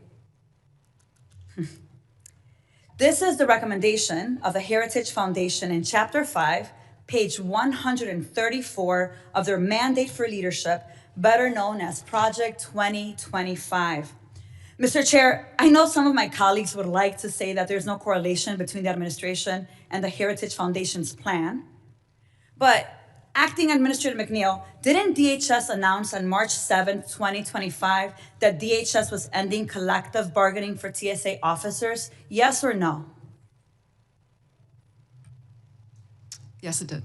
Thank you. That's right. So when you're acting here like you give a darn about our TSA officers, stop with the hypocrisy. Mr. Chairman, I want to make sure that I ask unanimous consent to include into the record a press release by DHS entitled, DHS ends collective bargaining for TSA's transportation security officers. Without objection. Now, it's hard to believe that the Republicans' reluctance to fund TSA, despite 10 attempts by Democrats in the Senate, is not acting on the Heritage Foundation and Trump's administration's playbook to hurt workers and create conditions to privatize TSA. Because Republicans blocked DHS funding 10 times. Take a picture. It'll last longer so you can see it. Especially when Trump himself has demanded that Republicans reject funding the TSA, FEMA, Coast Guard, and CISA, all while his terror force, ICE and CBP, are beyond fully funded with 50,000 bonus sign-up contracts. Because instead of negotiating with Democrats to rein in ICE and CBP and ensure that workers in TSA, FEMA, CISA, and the Coast Guard receive their paychecks, they want to make sure to slap TSA workers in the face and send ICE agents who aren't getting paid to intimidate travelers, who are in fact getting paid, to intimidate travelers, stand idly behind unpaid TSA workers who are actually doing the work and inflict harm in our airports. As the administration consistently demonstrates, 1, there is no plan. 2, ICE has become a national paramilitary force intended to be accountable only to who? The president, not the people, which he feels he can deploy at his will, with or without masks, depending on how he's feeling that day. So Acting Administrator McNeill, given we see photos of ICE agents loitering at airports, what exactly is ICE's role at TSA checkpoints? What tasks are they performing that usually TSOs would be performing? Congresswoman, our ICE colleagues have helped us in some of the non-specialized screening functions at airports so that we can focus our TSA workforce on those specialized screening efforts. And they are helping us at airports where we are seeing long lines because those TSOs have not been able to report to work because they cannot afford to do so. They cannot afford, okay, well, thank you, that's enough. That's enough, let me reclaim my time. They can't afford to because we won't fund them, but we will certainly ask for more money for ICE. I want to make sure for the record, because we are limited on time, a couple questions that actually TSA agents and people back in our districts are asking is, how are ICE agents reducing passenger wait times at the airport because Passenger wait times have not reduced. As a matter of fact, in some airports have increased as a result of now the terror of having ICE agents all over the place. I also want to make sure that we put on the record what training have ICE officers received for these roles. It's my understanding they have no training for these specific roles, and that TSOs are not sworn law enforcement officers. So does any of the work that ICE is performing require a sworn law enforcement officer? I want to make sure that I end in saying this. DHS, as it stands, can't be reformed. It was created by Congress with a broad latitude to violate our rights under the pretense of security. But frankly, in this moment, no one feels secure under DHS. With the latitude that TSA gathers and analyzes the data of billions of travelers, including biometrics. And not long ago, the administration and this committee irresponsibly defended private interests having access to our information. And I want to make sure that I make this clear. What they are doing with your information should scare you. There are corporations that have your information because TSA leadership is releasing that information under the guise of protecting us against domestic terrorism.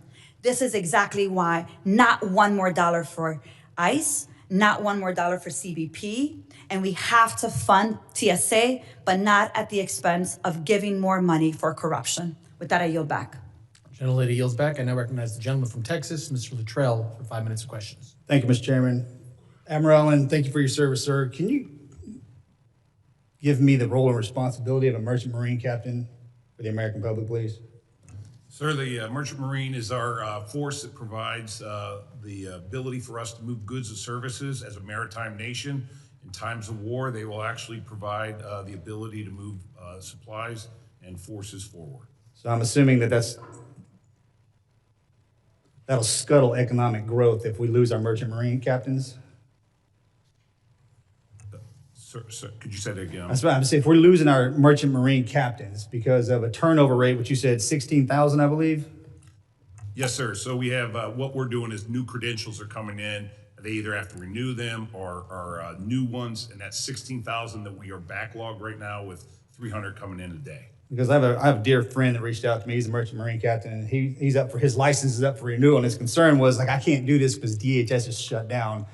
My question about merchant marines is if there's a large enough delta where we're not paying our captains, they're going to have to go somewhere else to find work first and foremost. But then the new recruits are not going to come in because they're going to see what is happening. If we lose our merchant marine fleet, I'm assuming that's going to be a bad thing. Yes, sir. As far as the Coast Guard. Now, I was in Kerrville as well, and the flight crew that was out there conducted amazing operations and rescued over 230 people. And your rescue swimmers do amazing things off of each of our coasts. And they put themselves in positions that most likely sometimes when they jump in the water, they know they're not coming back. And I'm assuming our rescue swimmers are continuing to do their job, correct? Yes, sir. We continue to do national security missions, and those missions affecting life and property. And so we do have our rescue swimmers out there every day responding. And that's a global footprint too, correct? Not just off our coasts? That's correct, yes. And that lends itself to national security, correct? Yes, sir. And Mr. Andersen, as far as CISA goes, at what point, if we don't have the ability to pay our employees and they start to leave, just as well as turnover, at what point will CISA be combat ineffective? Thank you for your question, sir. It's a continued risk that's evolving each and every single day. You know, we have employees that are having to make the choice right now. You know, we have employees that are single. We have one that's a single mother who's having to make the choice right now between continuing to care for her aging parents or continuing to care for her child and be able to pay her bills. That type of calculus for individual employees, they shouldn't have to make that type of burdensome choice between serving their nation and continuing to serve their families. And Ms. McNeill, as far as the attrition rate goes with our current officers in TSA, I'm assuming the growth rate is starting to grow the longer we're into this shutdown, correct? Yes, the attrition is, we're watching that closely. And, throughout the 3 shutdowns of this year, we did see spikes in attrition. So we need to be very careful about that because, as I mentioned earlier, we are months away from FIFA and we need to be in a ready posture to be able to support the events of the summer. So we have the United States Coast Guard and Merchant Marine Academy that provides security and supply infrastructure around our coasts. We have CISA that protects all of our communication and all of our digital infrastructure, banking across the board. And then we have TSA that allows people to move through, in and out of our country. And we have FIFA coming up. We have 10 million plus people, as you said, that are planning on coming in. That's going to send if we're still in shutdown, I would assume that will send our aviation community into complete lockdown, which means everybody that's paying, including the teams coming over to do this, won't have the ability to travel because the airports are non-functional. Is that a fair assessment? Congressman, at this point, we have to look at all options on the table. We don't have the luxury of picking and choosing how we maintain our operations, and that does require us to, at some point, make very difficult choices as to which airports we might try to keep open and which ones we might have to shut down as our call-out rates increase. So the way that I see this is that a secretary has been removed. Senator Mark Wayne Mullen got appointed yesterday, making valid attempts to course correct the irritations with ICE and everything that's been happening. But we have crippled Coast Guard, CISA, and our TSA agents, and we're continuing to do so. Thank you, Mr. Chairman. I yield back. Gentleman yields back, and I recognize the gentleman from New York, Mr. Goldman, for 5 minutes of questions. Thank you, Mr. Chairman. Ms. McNeill, would you rather have a fully funded TSA or ICE agents assisting TSA at airports during a shutdown? I would like to have all the hardworking men and women of the Department of Homeland Security be paid for the work. That wasn't my question. Would you rather have your agency fully funded so everyone can be paid and retroactively, or would you rather have ICE officers assisting you at airports? If DHS is funded, TSA will be funded. And would you rather have that, or would you rather have the ICE agents who are at airports right now helping you? I think that if we don't want ICE agents can you working just at answer the airports, question? we need to fund the departments. So It's that we not a can get back to complicated normal question, order. ma'am. It's not a complicated question. Would you rather have TSA funded or ICE agents helping your agency at the airport? Paying the employees for the work that they are doing is also not a complicated question. Well, I'm asking the questions, and you're answering them. And I would like to understand whether you are happy to have ICE agents there or whether you would rather have your own TSA officers there. Under normal order, TSA would be performing our operations, and that is the ideal state. But I am also thankful for ICE for being there to help alleviate the burden that our workforce is feeling because we are in the third shutdown of this fiscal year. So you're happy to have ICE there, even though, as far as we can tell, there are videos of them standing around, yawning, eating candy bars, or tackling someone and arresting a woman in front of her daughter in the San Francisco airport. It seems to me like there's not a whole lot they're doing, but one thing that Mr. Homan said they were doing was checking identification. So do you have any concerns about passengers whose identification are being checked by ICE agents who are armed and may arrest them? The ICE agents that are at the airports where we're seeing long lines are helping in a multitude of different ways. The credential authentication machine at the travel document checker is one thing that they are helping us operate, and they are doing that under TSA protocols and standard operating procedures. So let's talk about this funding, because I hear my colleagues on the other side of the aisle wax poetic and melodramatic about how awful it is that your officers are not funded, are not able to work and get paid. And I want to be very clear. I 100% agree with that. The problem is that it is the Republicans who have voted down TSA funding over and over and over again. And you don't have to take my word for it. Let's listen to Senator Kennedy on Fox News, if we could play the clip. The Democrats have offered to open up everything but ICE. Ted and I said, okay, let's accept their offer. And then at the same time, we would offer a bill for reconciliation where we don't need any Democratic votes to do whatever we wanted to do with ICE. And that way we're out of the shutdown and DHS is back open. We submitted that, Senator Thune submitted that to President Trump, as is his right. He said no deals with the Democrats. So we're back to square one. No deals with the Democrats. The Democrats offered to open up everything but ICE, but Trump said no deals with the Democrats. That is a Republican senator. And that is why we are sitting here today with none of your agencies being funded. And I am sorry that you have to deal with this. I am sorry you are having to get by with no funding, with people having to literally leave their job so they can take another job and get paid. That is absolutely unacceptable, and you are right to be frustrated, and I'm concerned about our Homeland Security. I am concerned about CISA. I am concerned about the damage it is causing. And that is why you ought to call your boss, President Trump, and tell him to take the offer that the Democrats made to fund all of your agencies. And I yield back. Gentleman yields back. Now recognize the gentleman from Oklahoma, Mr. Keene, for 5 minutes of questions. Thank you, Mr. Chairman. I wanted to look up the word obfuscate because I've been watching it play out all morning.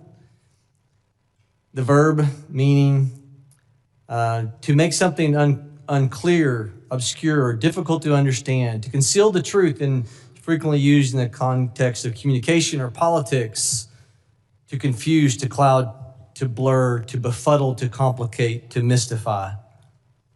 I think many people remember the scene in The Wizard of Oz where the dog is pulling back the curtain and the man with the booming voice says, disregard the man behind the curtain pulling the levers and spinning the wheels. But everyone knew.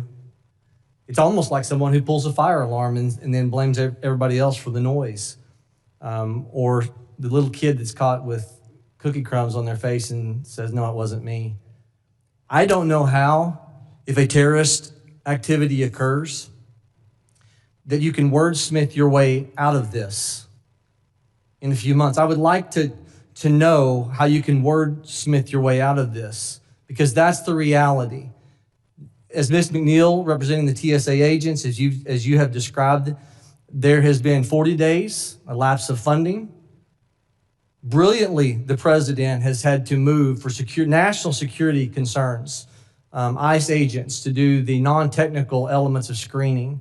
Because as you said, it takes 6 months for some of these screening elements to be fully understood to keep the American people safe at our airports. 40 days of no funding.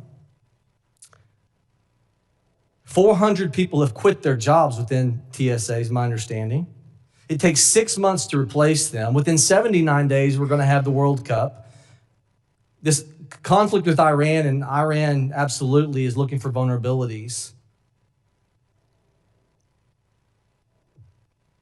Ms. McNeill, is our national security at risk? We are really concerned about the impacts of all of this on our security posture and our ability to maintain. I think the fact that we are able to maintain the way that we are today really speaks to the dedication of the workforce. But if this goes on much longer, it will have dire long-term impacts.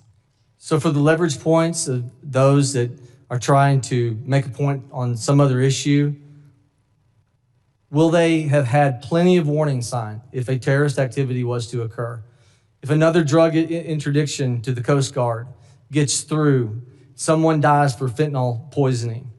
If there is a hacking situation and we lose our grid, or we ransomware and massive vulnerabilities, or in Oklahoma, if we have a tornado and our disaster relief fund stash of allocation is completely empty, will they be able to move the green pea around enough and wave their hand enough to say, oh, we didn't have enough notice. It wasn't our fault. Admiral Allan, how could you justify maintaining a position of keeping your officers underfunded where they are having to go to banks to keep them afloat, keeping their eye off the target to protect the people? Can they say they didn't know? Sir, our people are hired to secure the Constitution and pledge that oath. With that oath, the American people have given them a contract to pay them and make sure that they're going to be able to show up to work for every day. Every day that this goes on, it's harder to do that. We have uncertainty in whether they're going to get paid, and that creates problems with readiness, and that problem with readiness creates problems with execution of dangerous missions. Ms. McNeill, for the TSA agents, given the attrition, given those that are leaving their jobs, you said 40% of people are calling in now saying, I just can't do this in some areas. 40% saying, I cannot do this. I have to go make a living for my family. I have to get a paycheck. And so that void is having to be filled. What happens months down the road because of the 6-month training requirement to get us up to speed? How many months will we be in a very vulnerable situation, even if the shutdown was to end today? As I mentioned in my opening statement, at this rate and at this point in time, we wouldn't be able to train those officers and put them in place in time for the FIFA World Cup. So, we're facing it come this summer. I yield, Mr. Chairman. Gentleman yields back. Now recognize gentleman from New York, Mr. Kennedy, 5 minutes of questions. Thank you, Mr. Chairman. A number of our colleagues have mentioned why we're here today. I want to remind my colleagues of 3 of many individuals who have brought us here today to this point. Alex Preddy, Renee Nicole Good, Narul Amin Shah Alam. They are why we are here today. There needs to be accountability at ICE. There needs to be reforms, and we need to create trust in our government agencies once and for all. I want to be crystal clear with our witnesses today that Democrats want to see each of your agencies fully funded. As a matter of fact, aside from the deal that was rejected by President Trump and ultimately Senate Republicans who are doing his bidding, Democrats have put forward a House plan, a petition on the floor that not only have I and hundreds of my colleagues already signed that forces a vote to fund all of your agencies in full. I've signed that discharge petition. I co-sponsor that bill. And we need to make sure that our TSOs are being paid and all of these agencies are fully funded once and for all. But I want to turn to FEMA issues because this is the first time the committee has seen a FEMA witness this Congress. I understand we were supposed to have the head of FEMA's Office of Response and Recovery, Mr. Gregg Phillips, to testify here today. I'm really disappointed that he's not here. I do appreciate you being here, Ms. Barton. I wanted to ask Mr. Phillips, along with my colleagues, about his election conspiracy theories, about his violent statements about former President Biden, or his deeply troubling, bigoted comments about immigrants, all of which, to me, makes him wholly disqualified to hold his position on its own, but all only to be outdone by his claims of being teleported to a Waffle House. It sounds to me that Mr. Phillips is wildly unfit for his role as head of FEMA Response and Recovery, and I look forward to seeing him here before this committee in person.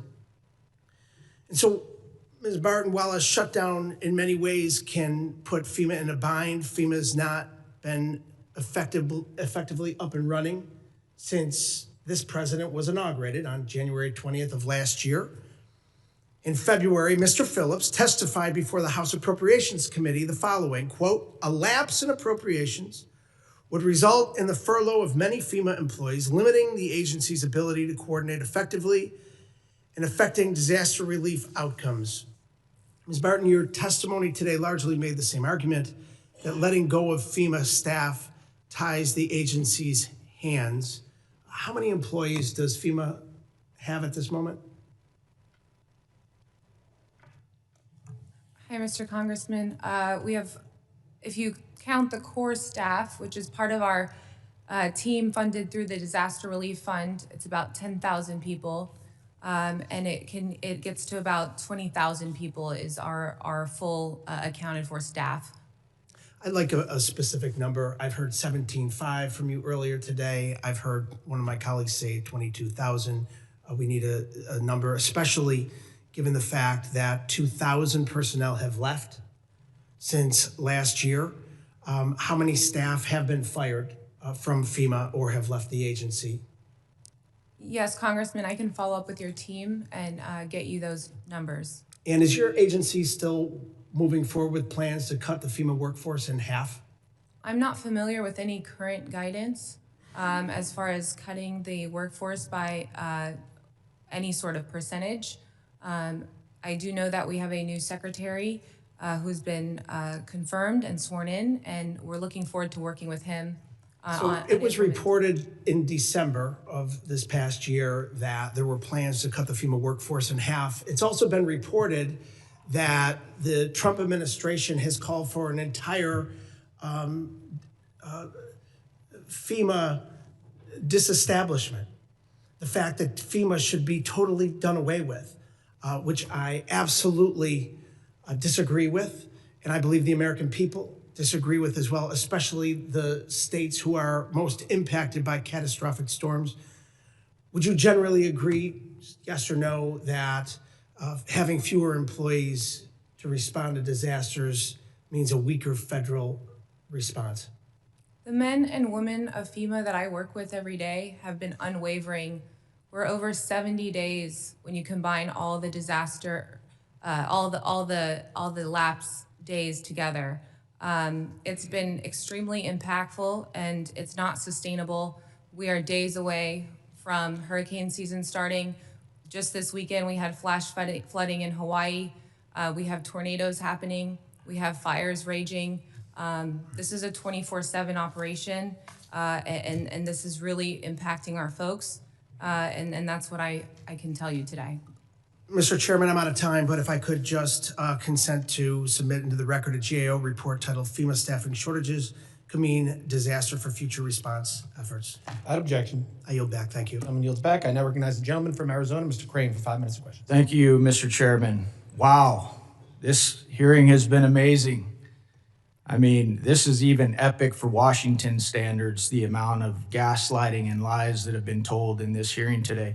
Mr. Chairman, I got a question for you. Mr. Chairman, real quick, got a question for you. Yes, sir.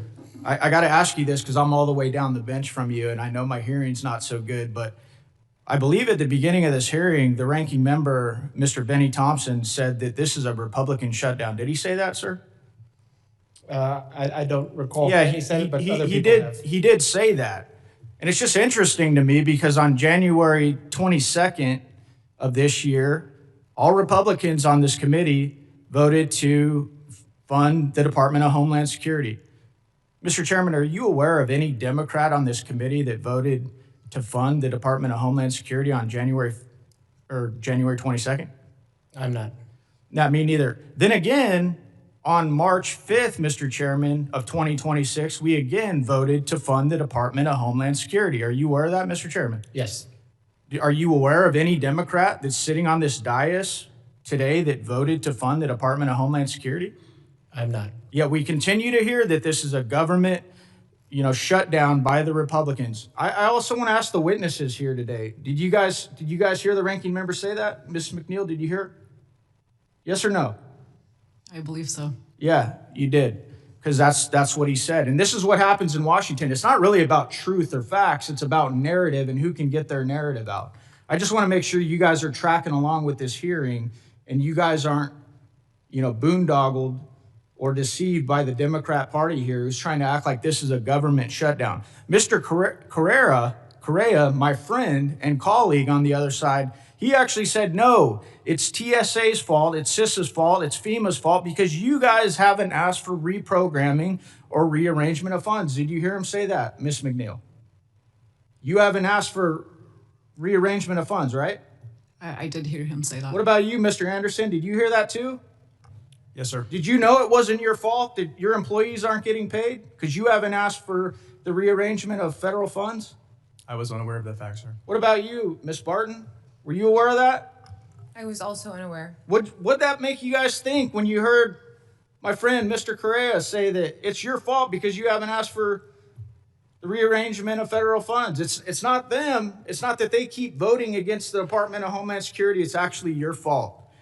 You know, again, I had my staff check into this just to make sure not one single Democrat in this committee voted to fund the Department of Homeland Security.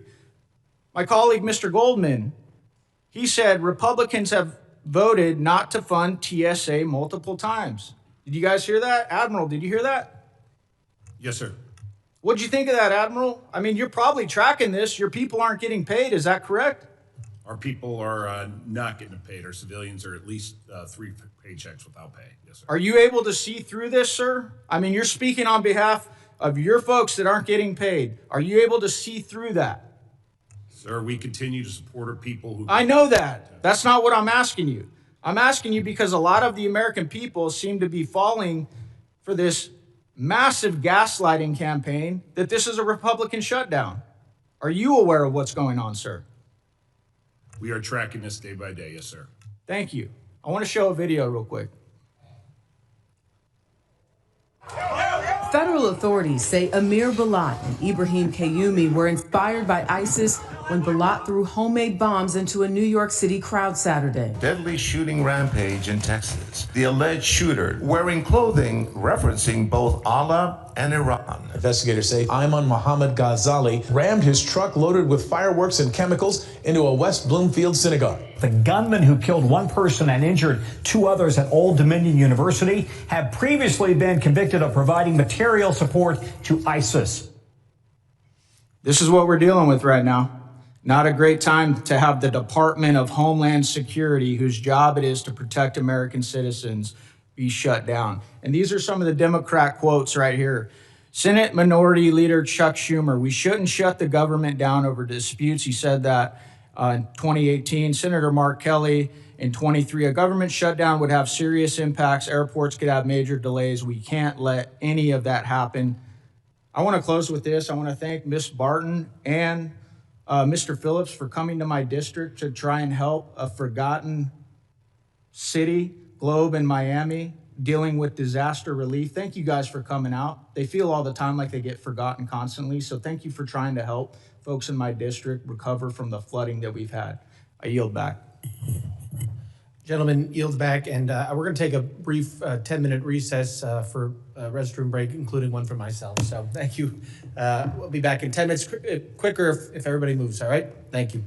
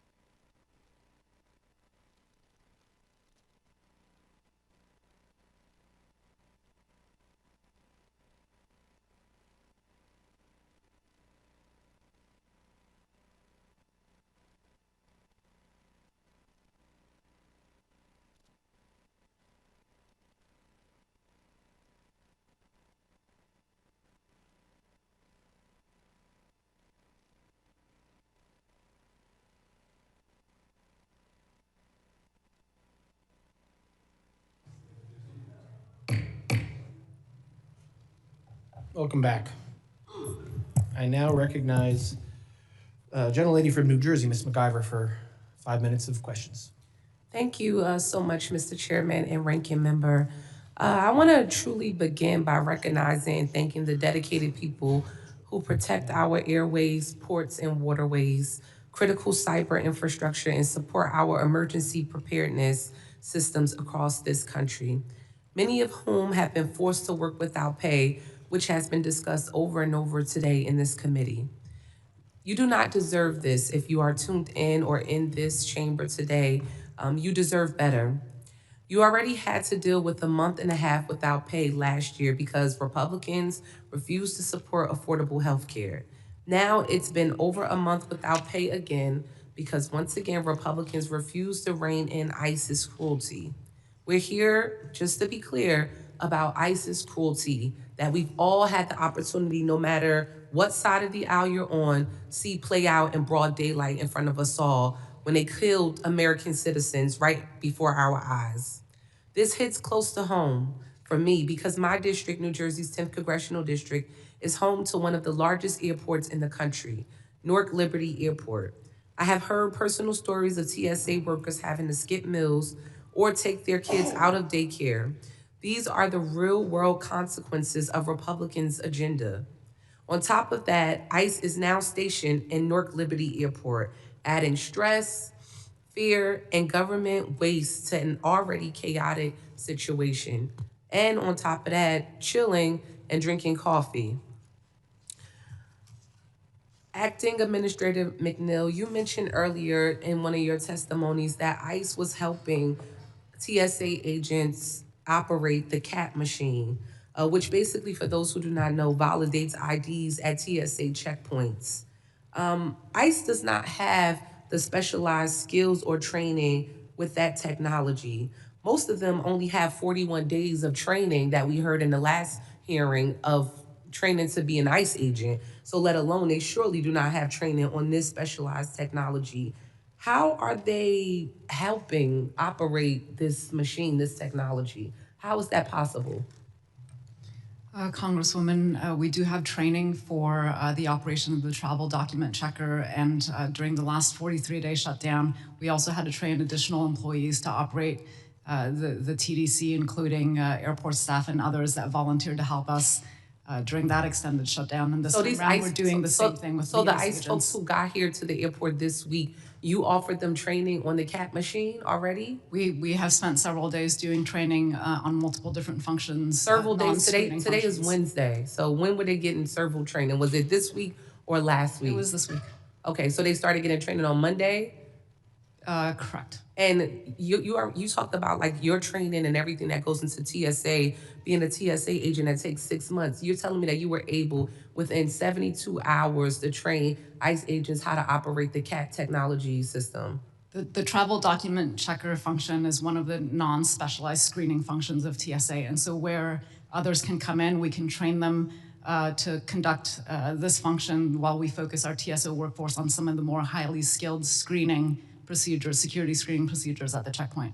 Can you run through again what ICE is doing at these airports? Because at my airport, I've spoken to them. I had multiple calls with each of them, and basically ICE is standing in the lobby area, not operating these machines like you said. I don't know if this happened in every other airport, because only could speak to Newark Liberty Airport, but they're not doing anything other than being accompanied with the Port Authority police officer and standing in the lobby. So, I mean, what are they doing? Like, what's the list of duties that you are allowing ICE agents basically to do when it comes to TSA screenings? Yeah, so they're helping us on several different functions, including queue management, helping us with exit lane staffing, divesting, giving passengers instructions on how to load up their bins and all of that, and then helping operate the travel document checker as well. And all of these require certain levels of training, and we've done that over the first few days of this week. And obviously, when we roll out operations, it takes a while to really get folks, embedded into our operations, and it's gone extremely well. And our feedback from the passengers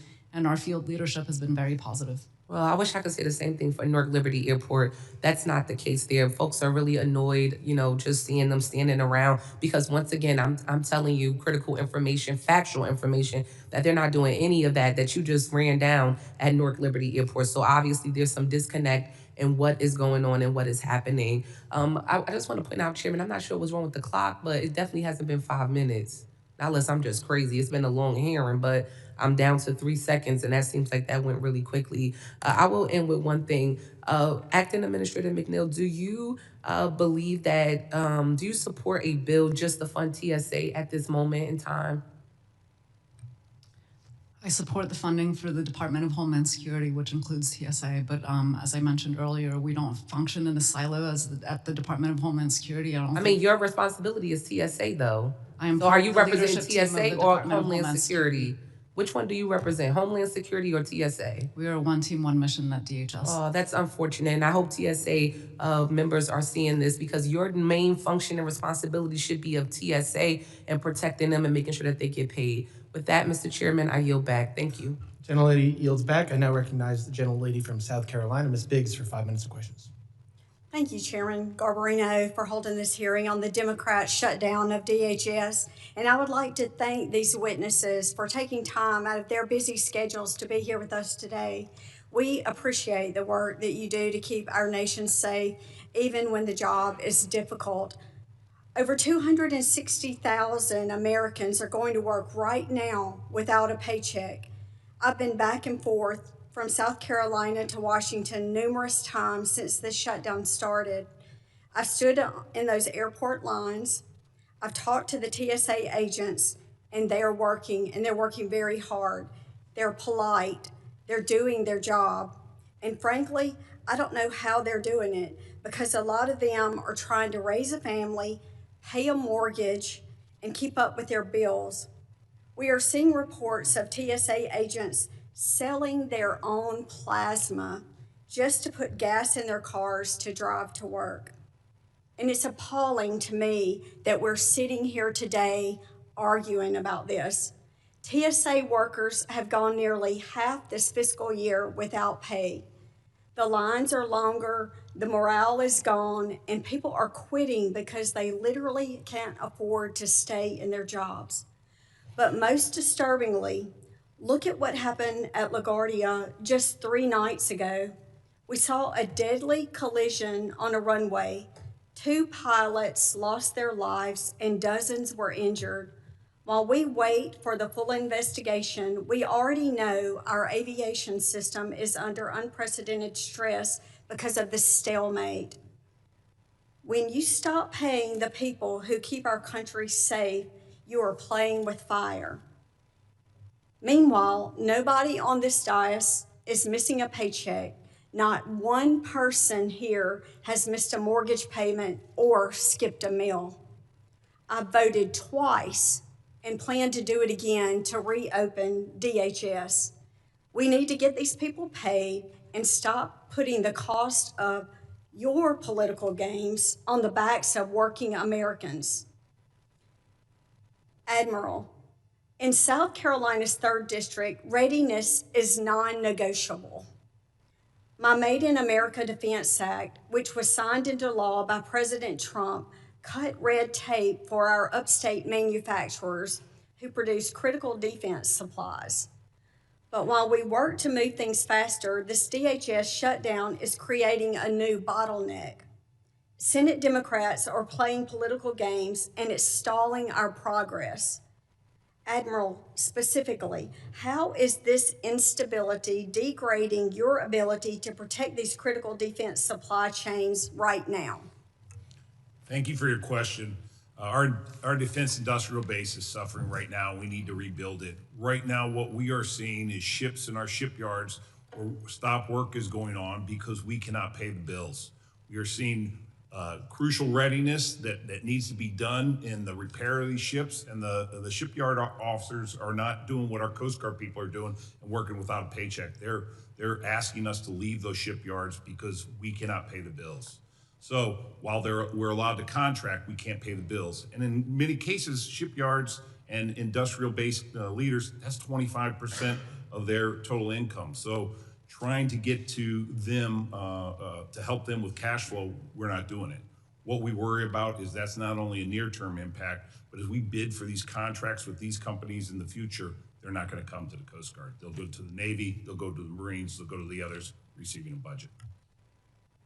Thank you so much, and thank you again for your service. And with that, I yield back. Gentlelady yields back.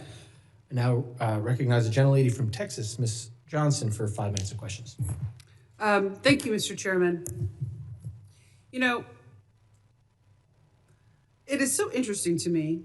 We're sitting here, and what you have are members of both sides, Republican and Democrats alike, are telling each one of you, Coast Guard, TSA, CISA, FEMA, that your work is important.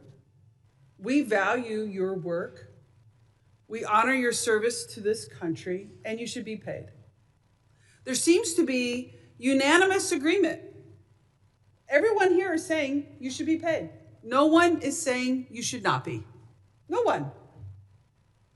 The problem is, what we have a disagreement on is ICE, how it's functioning in this country, and how it's terrorizing the citizens of this country.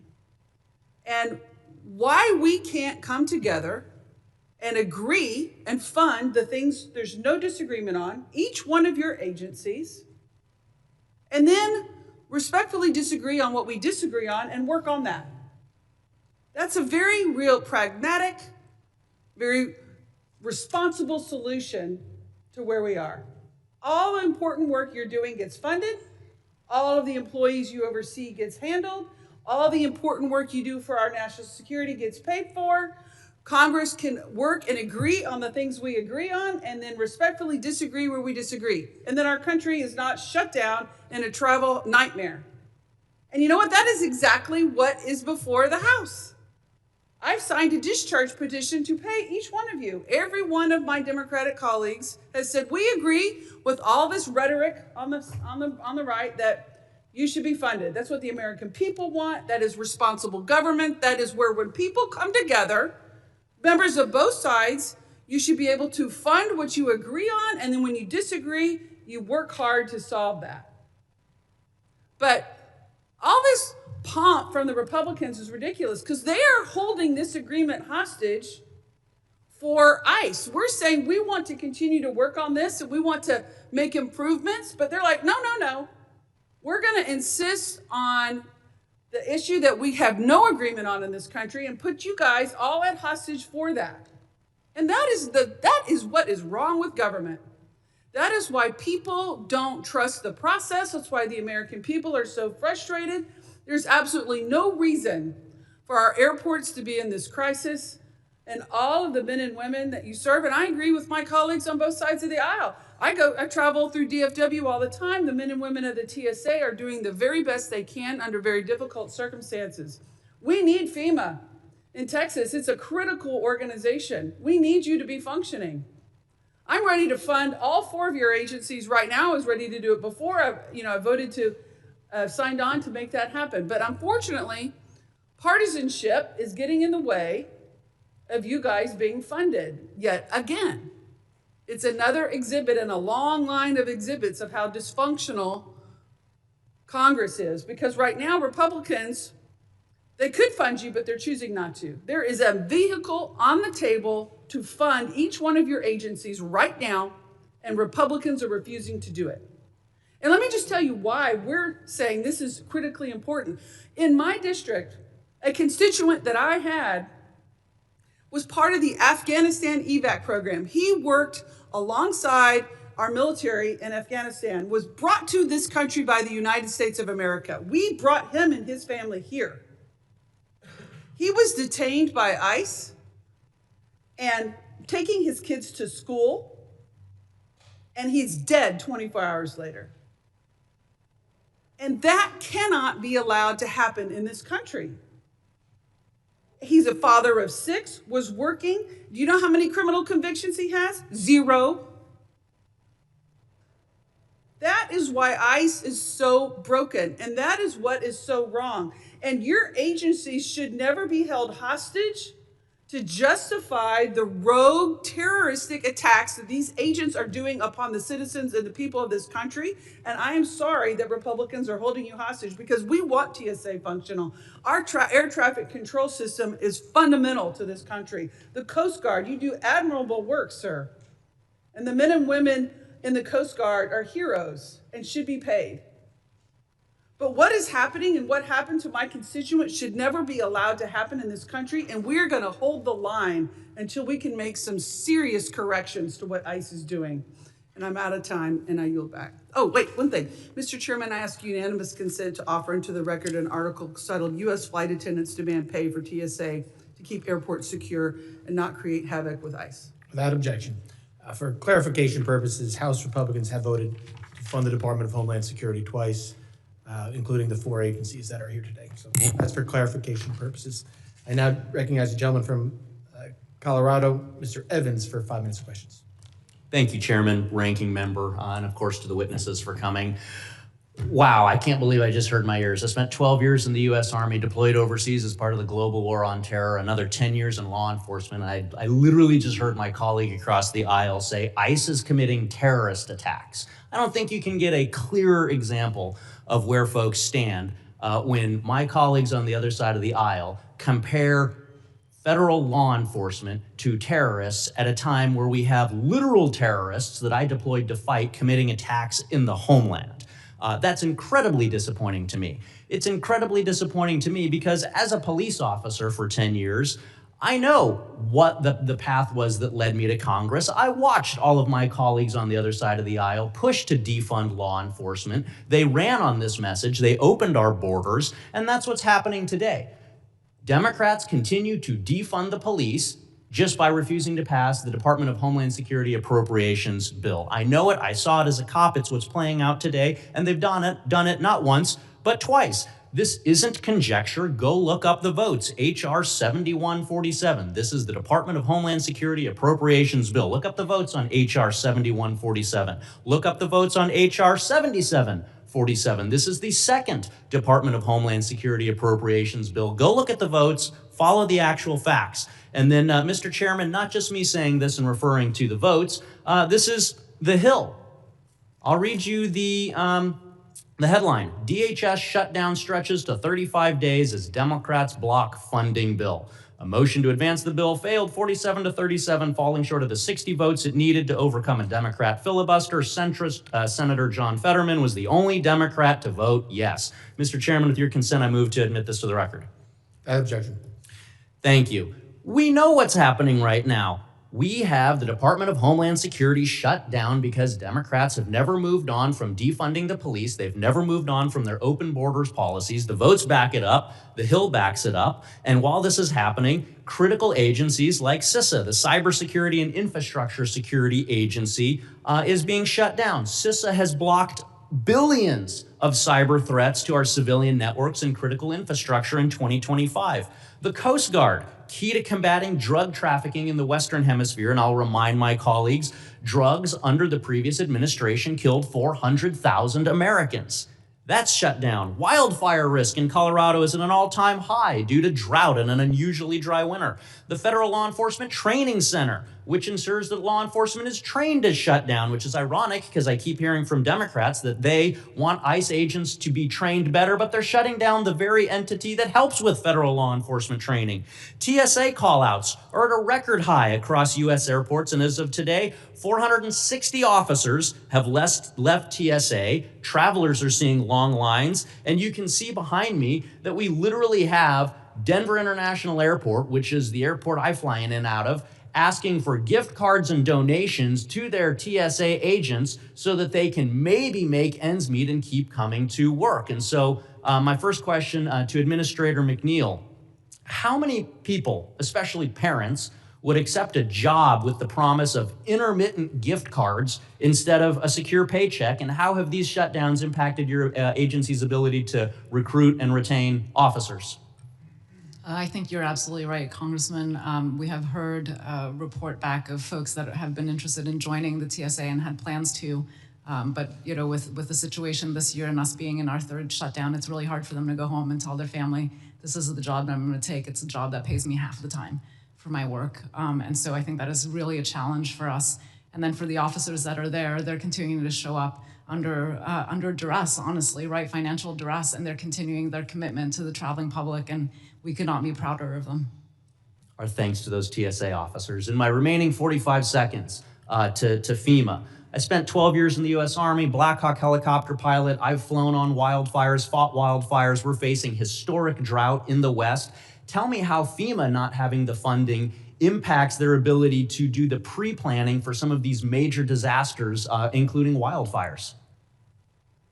Yes, Congressman. Like I mentioned earlier, we have about 45,000 people a week. Those are emergency responders, leads for states on response efforts that are missing out on critical training.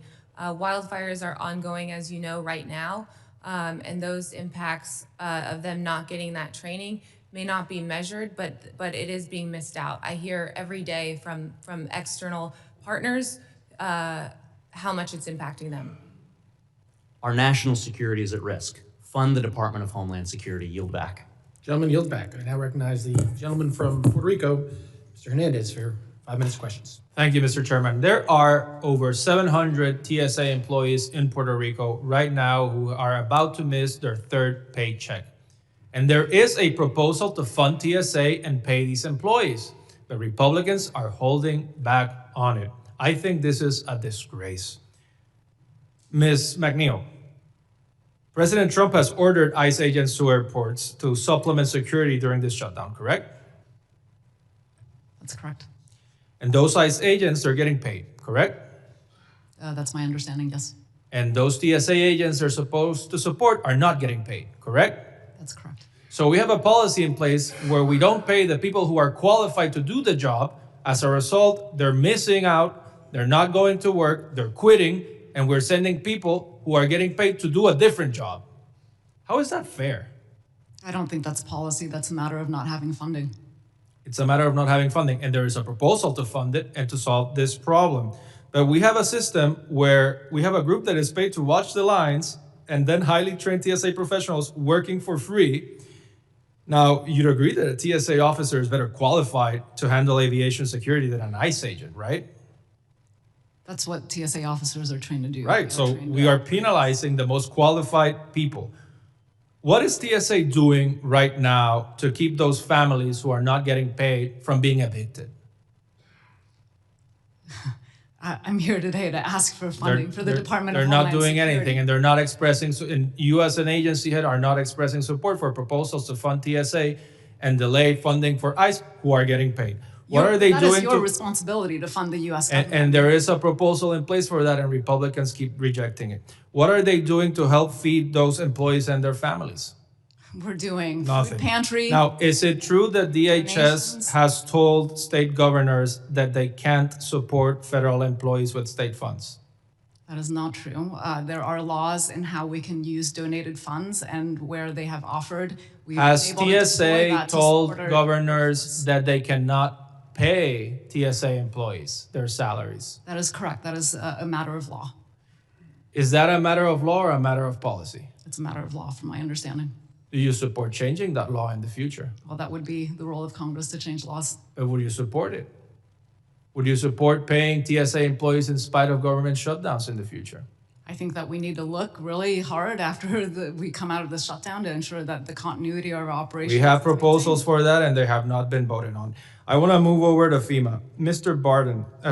Barden, how many FEMA staff are currently reporting to their workplace but not performing work? I'm not familiar with your question. We've seen reports that many FEMA employees are being asked to report to work but not to do any actual work. Is that correct? Everyone who's reporting to work in my staff is completing the functions that they're allowed to do under the Lapse guidance. Well, we are concerned to learn that FEMA leadership issued an agency-wide directive last month ordering all activities to cease, including work by staff funded through Disaster Relief Fund, who are still being paid during the shutdown. And these are the very employees responsible for overseeing long-term recovery efforts, like the projects underway in Puerto Rico. These projects operate on strict performance timelines. Every single day counts, and delays are not an option. And this is compounding existing delays caused by the previous secretary's disastrous policy requiring personal approval for FEMA projects over $100,000. And now we're hearing that FEMA staff are just sitting around playing video games and watching TV on the clock. That is a complete waste of taxpayers' money. Now, how is this top work order impacting long-term recovery for places like Puerto Rico? I'm not familiar with the exact stop work order. It may be the previous DHS guidance that went out. So I will look into that and get back to you. I understand we do have new leadership. Okay, thank you. No, you can get back to us on that. And now, because I'm almost out of time, the director of FEMA's recovery office in Puerto Rico was fired last month on the same day as a meeting between then Secretary Nguyen and our governor. DHS has not provided us or the public with a reason for this termination, and we find it suspicious that FEMA's recovery director for Puerto Rico was fired mere hours after their meeting. Did you have a role in Mr. Garcia Martino's termination? In my capacity, I'm at FEMA. I'm not privy to how that meeting was, and I was not part of that meeting. But did you have a role in his termination? No, I did not. Do you know why he was terminated? I'm not familiar with the exact details, but we think transparency is important, and we find the timing of this suspicious and disruptive to Puerto Rico's long-term recovery efforts. Thank you. I yield back. Thank you. Gentleman yields back. And I appreciate my colleague's comments, but for clarification purposes, House Republicans have voted twice to fund the Department of Homeland Security, including the 4 agencies that are here today. I now recognize the gentleman from Alabama, Mr. Strong, for 5 minutes of questions. Thank you, Chairman Garbarino, Ranking Member Thompson. I thank the witnesses for being here today. We are less than 100 days away from hosting the world's largest sporting event featuring 104 matches across 16 cities, equivalent to 3 Super Bowls a day for 5 weeks. And Democrats continue to put politics over security of our nation. All members will be given another chance to fully fund the Department of Homeland Security this week. I look forward to voting for a 3rd time along with my Republican colleagues to fully fund the department and each of your agencies. I'm especially grateful to the TSA workforce at Huntsville International Airport, where operations are continuing, albeit at a little slower pace, despite the challenges and physical strain caused by the shutdown. However, not every small airport has the same level of community support. Ms. McNeill, as TSO call-out rates continue to rise, are smaller airports at risk to reduce operations or temporary closure, and what would be the impact on the communities that rely on them? Thank you, Congressman. As the shutdown drags on and we see increases in call-out rates, we'll have to make real-time decisions on how we operate. And so, for example, we have many small airports that operate 1 or 2 lanes, and a few call-outs could really severely impact our ability to run the operations. And so in those scenarios, we would not be able to open the checkpoint at the airport.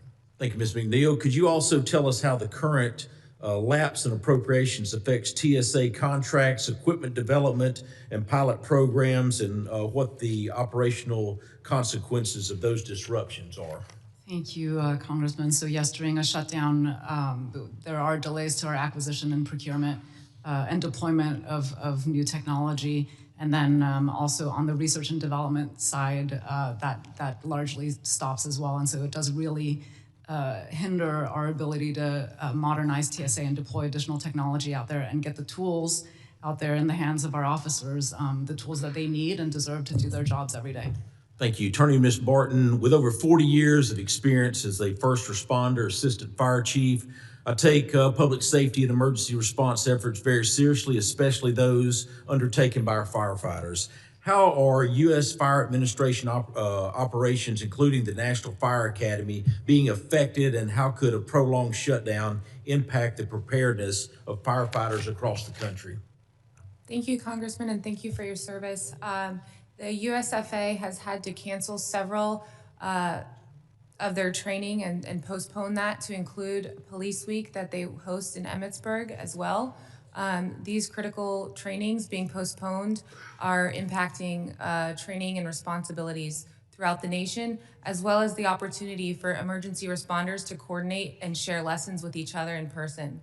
Thank you. Admiral Allan, I was encouraged to see the Coast Guard exceed in fiscal year 2025 recruiting goals, and I was especially glad to see the announcement of the new training center in my home state of Alabama, which will help strengthen the Coast Guard's workforce pipeline. However, that kind of momentum can be fragile during funding lapse.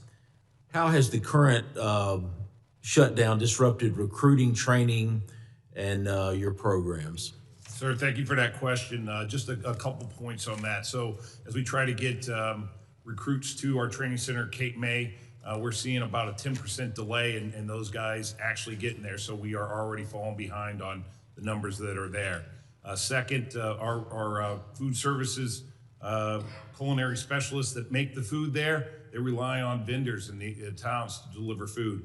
We are not paying those vendors anymore, and we're worried that any day they're going to stop showing up with food to pay our recruits that are at our training centers and our other places. Thank you. And I think, while we've had great retention, now we are dealing with, hey, if you go to other services, you'll get paid. DHS, it continues to be a question. Thank you. Ms. Barton, FEMA's Center for Domestic Preparedness is in my home state of Alabama. Are the students that are typically trained at the center,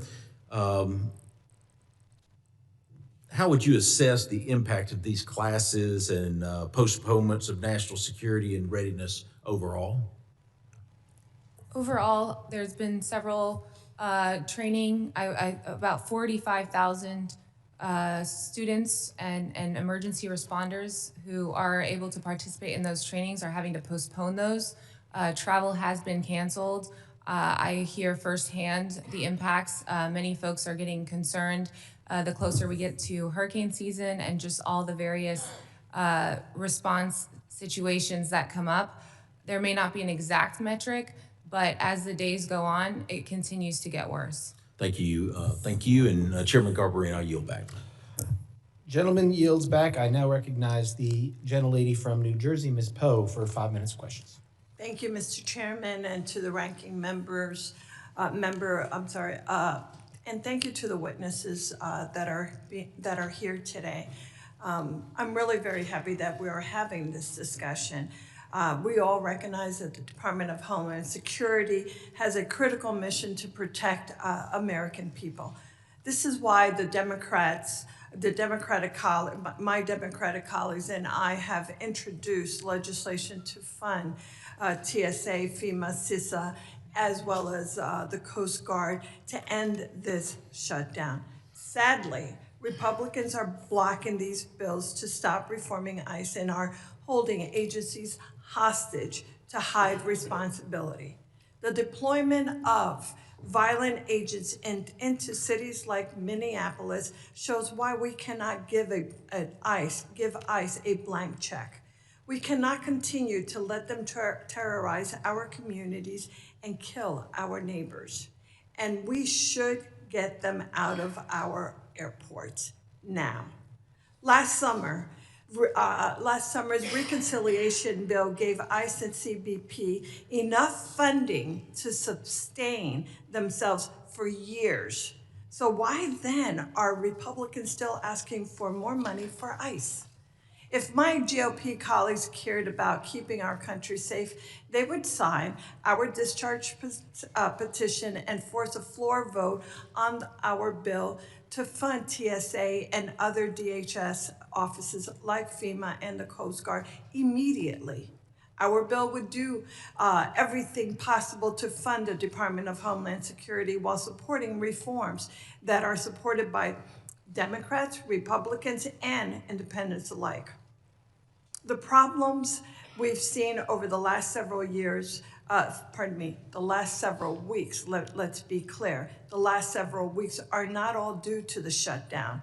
Yet DHS has launched a misinformation campaign to mask their own failures by blaming it on the shutdown. Let me give you an example. The FIFA World Cup Security Grant Program. Last summer, Congress approved $625 million for host cities to enhance security and preparedness for the games. FEMA, an agency the president has gutted, was tasked with administering this grant program. Initial estimates place the delivery of these federal dollars in the hands of host cities by late fall. On November 12th of last year, FEMA's own announcement stated that this money would be awarded no later than January 30th, 2 weeks before the DHS shutdown began. But let me just be clear. If you go to the FEMA website, their very own website, which was published and released last year in August 13th, in 2025, it indicated that it would be awarding many of these projects by no later than September 30th of 2025. That was last year. We are still today talking about this. So, but what FEMA has done, it has absolutely blew past all of those deadlines, leaving host cities in the dark on if this security funding would ever be delivered. Clearly, it was only just delivered for some of them, not all, just this past month. After so long, after so many of us talked about that. Our committee heard testimony from tournament organizers about the chaos and the uncertainty FEMA's delays caused. The growing backlash forced former Secretary Nguyen to imply that she couldn't award this money because of the shutdown. But last week, all of a sudden, the money was made available anyway. Well, which is it? Is it the shutdown? Is it last year's announcement? What is it? Clearly had absolutely nothing to do with the shutdown. Ms. Barton, thank you very much for being here. You worked in the office of the Secretary. Why blame the shutdown for DHS' own failure to deliver the World Cup grant funding on time? Congresswoman, I also share your concerns on delays. However, we will say that this is the third shutdown we've experienced. And absolutely, no. During I'm shutdowns, sorry, Ms. we Barton, prioritize the my most question urgent to life. you was, why would you blame the deadline, the failure to submit those grants on time on the shutdown, when in fact that occurred prior to the shutdown? Please just answer the question. Unless you are unable to answer it because of your own department's very own doing. So please just answer the question. Why blame the shutdown on something that you all had the ability to do prior to the shutdown? When turning on a machine after being off for over a month, these impacts are going to go beyond. Even though we get funded, the impacts will happen. Ms. Barton, did I not say that we had the, I'm sorry, Mr. Chairman, sorry. Thank you for your levity. Ms. Barton, I clearly am out of time. Mr. Chairman, thank you for giving me that, the ability to speak beyond that. Let me just say that that's a question that still lies in front of us. We certainly need to do something about it. I yield back. Gentlelady yields back. I now recognize the gentleman from California, Mr. Fong, for 5 minutes of questions. Thank you, Mr. Chairman. Thank you for the panelists for not only your testimony, but your service to our country and your teams as well. America's Homeland Security is not a political game. Every agency tasked with our Homeland Security needs to be fully operational at full strength, period. Last month, the U.S. House of Representatives passed a bipartisan funding package for the Department of Homeland Security. Regrettably, Senate Democrats chose to abandon this bipartisan and bicameral deal, which brings us here today. Our nation, unfortunately, is less safe, and Homeland Security personnel are continuing to work without pay. In my home state of California, we are preparing for the World Cup. We're preparing for the Olympics. However, attendee safety and the success of these games hinge on the Department of Homeland Security's ability to work with state and local law enforcement agencies, even through government shutdowns. I wanted to ask each of the panelists, I know each of you have a different role to play in the planning, but have there been any key planning milestones that have been missed due to the shutdown when it comes to the planning for these international events? And if DHS were fully funded today, how long would it take to get back on track? And we can start from that role and go on down. Yes, sir. As we do planning for these big events, we have missed milestones, and our estimate is every day that there's a shutdown, it takes us 2.5 days to recover. Ms. McNeill. Congressman, I guess the impact is felt really on multiple fronts, but first it's about staffing the airports that are supporting the FIFA locations, and we have plans in place, but that is based on what we understand are laid down to be. If we see a spike in attrition, we're going to have to pivot. And as I mentioned earlier, hiring and training takes a while, and so that will impact our posture for FIFA. On the other part of this is the counter-UAS mission. Our federal air marshals are acquiring technology, and with the delay in funding and the shutdown, that is pushing that to the right, and we're running right up to the wire in our ability to procure, deploy, and train with these counter-UAS technologies. Thank you, Congressman. There are impacts across all segments of CISA's mission at this time. It is a burden borne nearly exclusively by our employees and the contractors that are supporting them. So whether it's for World Cup or America 250 events or LA 2028 prep, we're going to continue to see compounding impacts here. They're going to affect both the items that require proactive planning like that and our ability to have a ready workforce that's going to be able to respond to the reactive elements within our threat environment. Thank you, Congressman. FEMA's role in the FIFA World Cup planning, we provide critical funding, training, and preparedness support to these communities, including security planning. The compounded effects of multiple shutdowns over the last 6 months clearly has made us miss some milestones, to include the funds that the Congresswoman had just mentioned as the FIFA World Cup funding. As this continues, I imagine we will continue to see more breakdowns as we do not have our entire team in place to work on these efforts.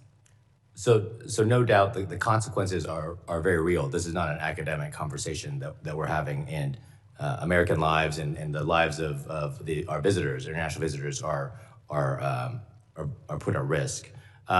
In terms of coordination, how has the shutdown affected information sharing and coordination with local law enforcement and host committees? Our fusion, joint task forces, our interagency planning groups, how has that been affected, and what gaps are forming right now?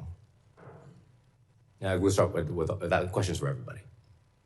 Sir, I'll start. So we continue that function as far as intelligence sharing and law enforcement track. What I would say is when you look at these events, these are very complicated events. These are not pickup games. They require a lot of coordination, synchronization, training, and we're looking to bring in new assets and training on those assets. So it's not only a point of intelligence, but the what we do with that intelligence, buy the right assets and get the right training for the people that are doing it. Congressman, we are also continuing the collaboration with state and local authorities on intelligence and information sharing, but we're not working at full force right now because during a shutdown, we have many mission enabling and other functions that are furloughed, and so it is impacting the pace at which we are doing that, and we're looking forward to getting back to normal order. Intelligence information exchange continues. It persists through the funding lapse at CISA, but I will tell you the capacity for us to continue to do that is becoming exceedingly strained. I have a single day just a couple of weeks ago that we received 6 resignation notices from the highly technical subject matter experts that we have in places like our threat hunting and incident response sections. That's not a sustainable model going forward, and at some point, the compounding risk within this dynamic threat landscape is going to cause real damage to American people. I've run out of time, but I thank you for the information. It's a very sobering assessment, and we need to get the Department of Homeland Security open as quickly as possible. Today, we need the Senate Democrats to take up our bill. Thank you, Mr. Chairman. I'll yield back. Gentleman yields back. I now recognize the gentleman from Virginia, Mr. Walkinshaw. Thank you, Mr. Chairman. Mr. Andersen, you've been at CISA since September of 2025. Is that correct? Yes, Congressman, it is. Okay. And I presume you have some awareness, you've reviewed what took place at CISA between January 2025 and September 2025. And I want to walk through that time period because I think it's important context for your testimony today. Is it true that CISA's workforce was reduced by approximately 1,000 employees in early 2025? Yes or no? I'd have to get you follow-on information about It's the true. early 2025. Thank you, Mr. Anderson. Is it true that some CISA employees were reassigned from CISA to ICE and CBP in 2025? Yes or no? To the best of my understanding, less than 10 employees Yes, have it's been true. reassigned. Is it true that CISA's previous acting director, who was recently removed from his position, failed a polygraph test, which was required to access certain sensitive documents? Yes or no? I have to refer you to our security office. It's been widely reported that is true. Is it true that the senior staff leading CISA's Secure by Design initiative, which promotes the development of more secure technologies, left the agency?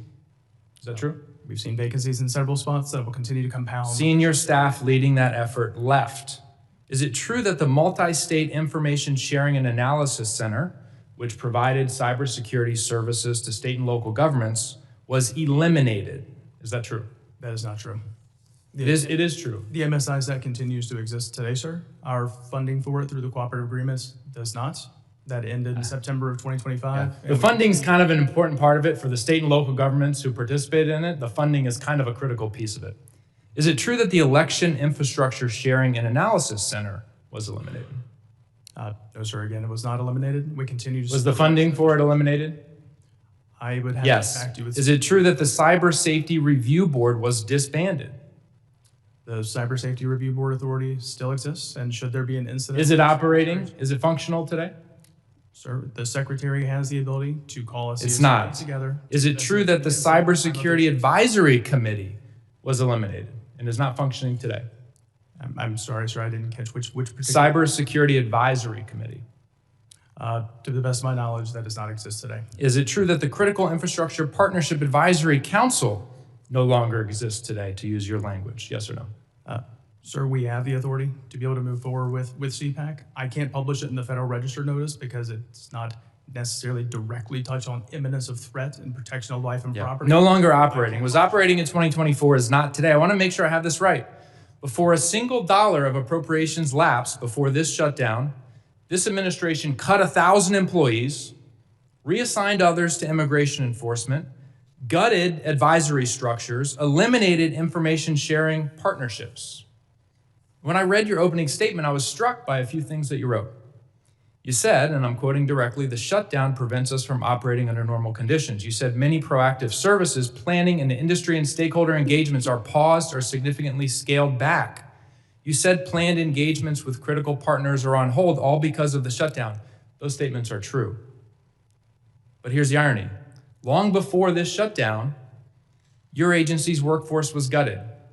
Advisory committees and stakeholder engagements were shut down. Information sharing centers eliminated. The shutdown didn't start this crisis at CISA. Donald Trump did. And why? Because in 2020, CISA refused to validate his stolen election conspiracy theory, and one of your predecessors, a patriot, refused to validate President Trump's stolen election conspiracy theory. The legislation Democrats have put forward would fund CISA and pay your staff, but what we really need is an administration that treats cybersecurity as a national security priority and rebuilds from the terrible damage that's been done. Mr. Anderson, I want to go back to Acting Director Gautam and the failed polygraph test.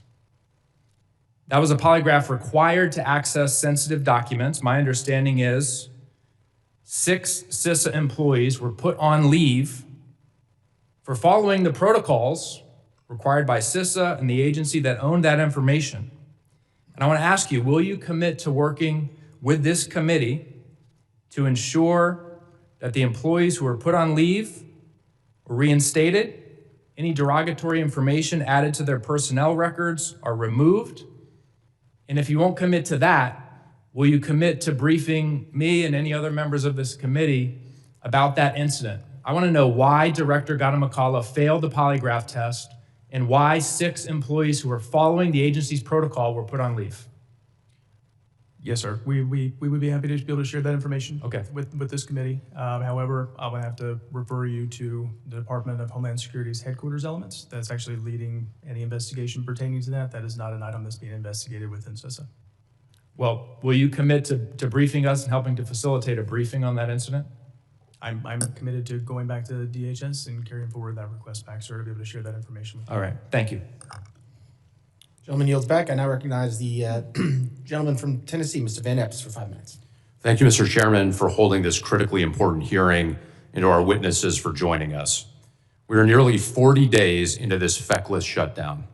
The cost of this Democrat political stunt is the invaluable human capital of the men and women that serve DHS.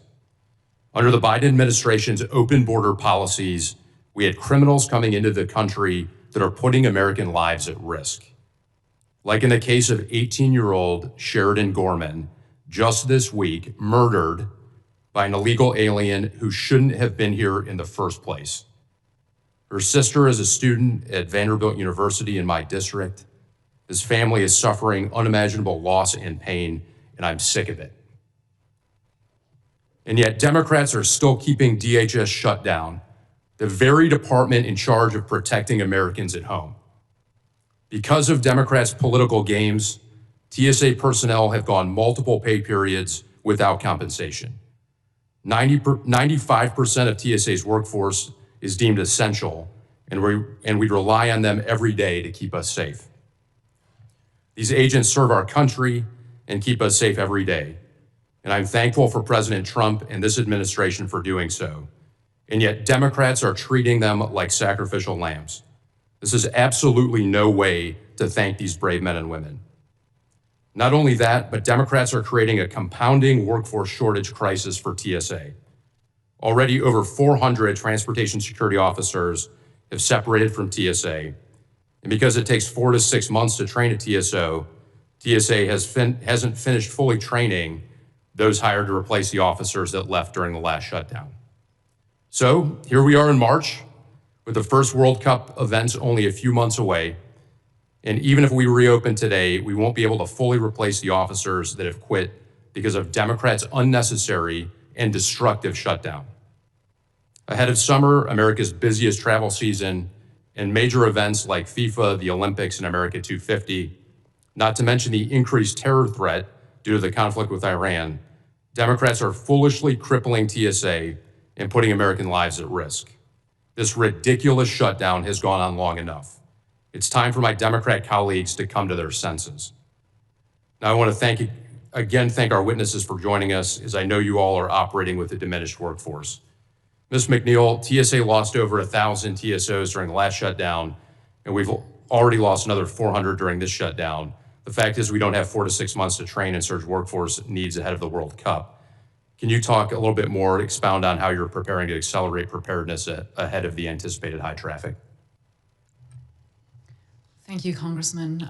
We are obviously watching our attrition rates very closely, looking at our ready pool for recruitment to see what we can do there as well.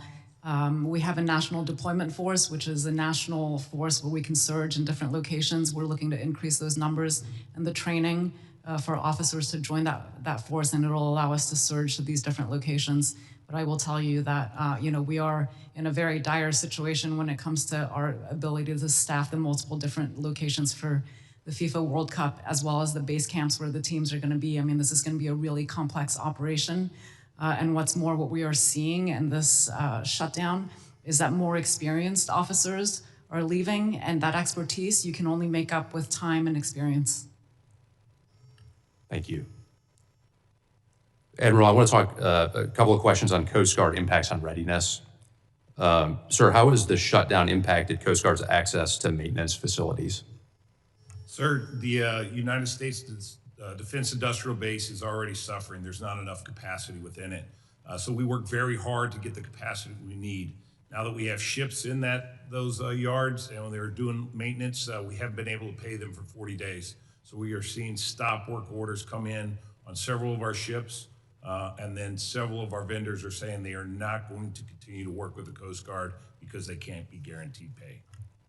So, Admiral, so those are the cutters, aircraft, small boats, critical systems that are under contract that must be paused during the shutdown? Yes, sir. So the payment of those, yes, sir. Yes, sir. Do you know ballpark how many Coast Guard assets are going without maintenance due to funding gaps? So, sir, right now we are allowed to contract for that maintenance. It's then just dealing with the vendors that are providing it, and we're watching that number grow every day on those that are deciding to cut off the free support to the Coast Guard. Great, thank you. And I'm out of time. Thank you, witnesses. We appreciate you being here today. Mr. Chairman, I yield back. Gentleman yields back. I now recognize the gentleman from Louisiana, Mr. Carter, for 5 minutes of questions. Mr. Chairman, thank you very much. You know, I've repeatedly listened to my colleagues suggest that this is a Democratic shutdown. Are you aware, Ms. McNeill, that there were at least 5 opportunities in the Senate to pay TSA and it was blocked by Republicans? Are you aware of that? I'm aware of the votes. Thank you. On the Thank you. Department of Homeland Security where Ma'am, are you aware that there were 5 opportunities and it was blocked where we could have paid TSA? The answer is yes. Mr. Chairman, could I ask you to remind these individuals that they're under oath? Please. Yes, the witnesses are reminded that they are under oath. Thank you very much. Answer the questions to the best of your ability. Thank you. Thank you, Mr. Chairman. Are you aware, Ms. McNeill, that in 2023, under the leadership of then Chairman Benny Thompson, TSA was granted a raise? Yes or no? I am aware. Are you aware that there wasn't a single vote on the Republican side in this committee to support that raise? I don't know the details. You knew that we voted, we did it, and you know that, but you don't know how the vote went down. I wasn't. Well, I will tell you how it went down, ma'am. Democrats unanimously voted for it, Republicans unanimously voted against it, but you got that raise. That's important to note because what that demonstrates is the support that Democrats have for men and women who put on the uniform and work for us every single day as we are fighting to make sure they're funded now. Ms. Barton, the state of Louisiana currently has 20 hazard mitigation and flood mitigation projects totaling some $71 million awaiting FEMA approval. The majority of these are stuck in former Secretary Noem's bottleneck approval process for any award over $100,000, which, as you might imagine, holds everything up. Will these projects finally be approved? Hi, Congressman. I am aware that there are mitigation projects that are pending obligation. They do get funded out of the DRF. As soon as we are able to ensure that we have a healthy funding ability, we would be happy to work with your office and ensure that those obligations get made. Thank you very much. I appreciate that. Ms. McNeill, how many total hours or weeks does a TSA officer candidate spend in training before being certified for duty? In total, it takes about 4 to 6 months to fully. 4 to 6 months, thank you. And of that time, what specific portion is dedicated to specialized detection skills, such as identifying concealed weapons, explosives, and other prohibited materials through the physical screening and advanced imaging technology? I would say significant, but I can get you a Significant, very good. The administration, but you have ICE agents that are now there, and it was said in testimony that they were helping with screening. But you just said it takes 4 to 6 months of training. How can don't shake your head, ma'am, it's on the record. It was said by you or others at this table that they're there to help with screening, but they can't. Not when you in your own testimony moments ago to Representative McIver said you started training them on Monday. Ma'am, today is Wednesday. I'm asking the questions. Can you just wait for me to answer? Today's Wednesday. You said you started Monday. You also just said that it takes 4 to 6 months, which spells out exactly our fear, that it's nothing more than window dressing and cheap theater and political performance to bring ICE agents in who are, many of which are hardly trained to even do the functions of ICE, let alone to come to airports and do sophisticated screening and training that TSA officers take 4 to 6 months to be able to do. Yet you suggest that they can do it with 2 days of training. How is that possible, ma'am? So the ICE officers that are helping out at these key airports are not doing the specialized screening functions.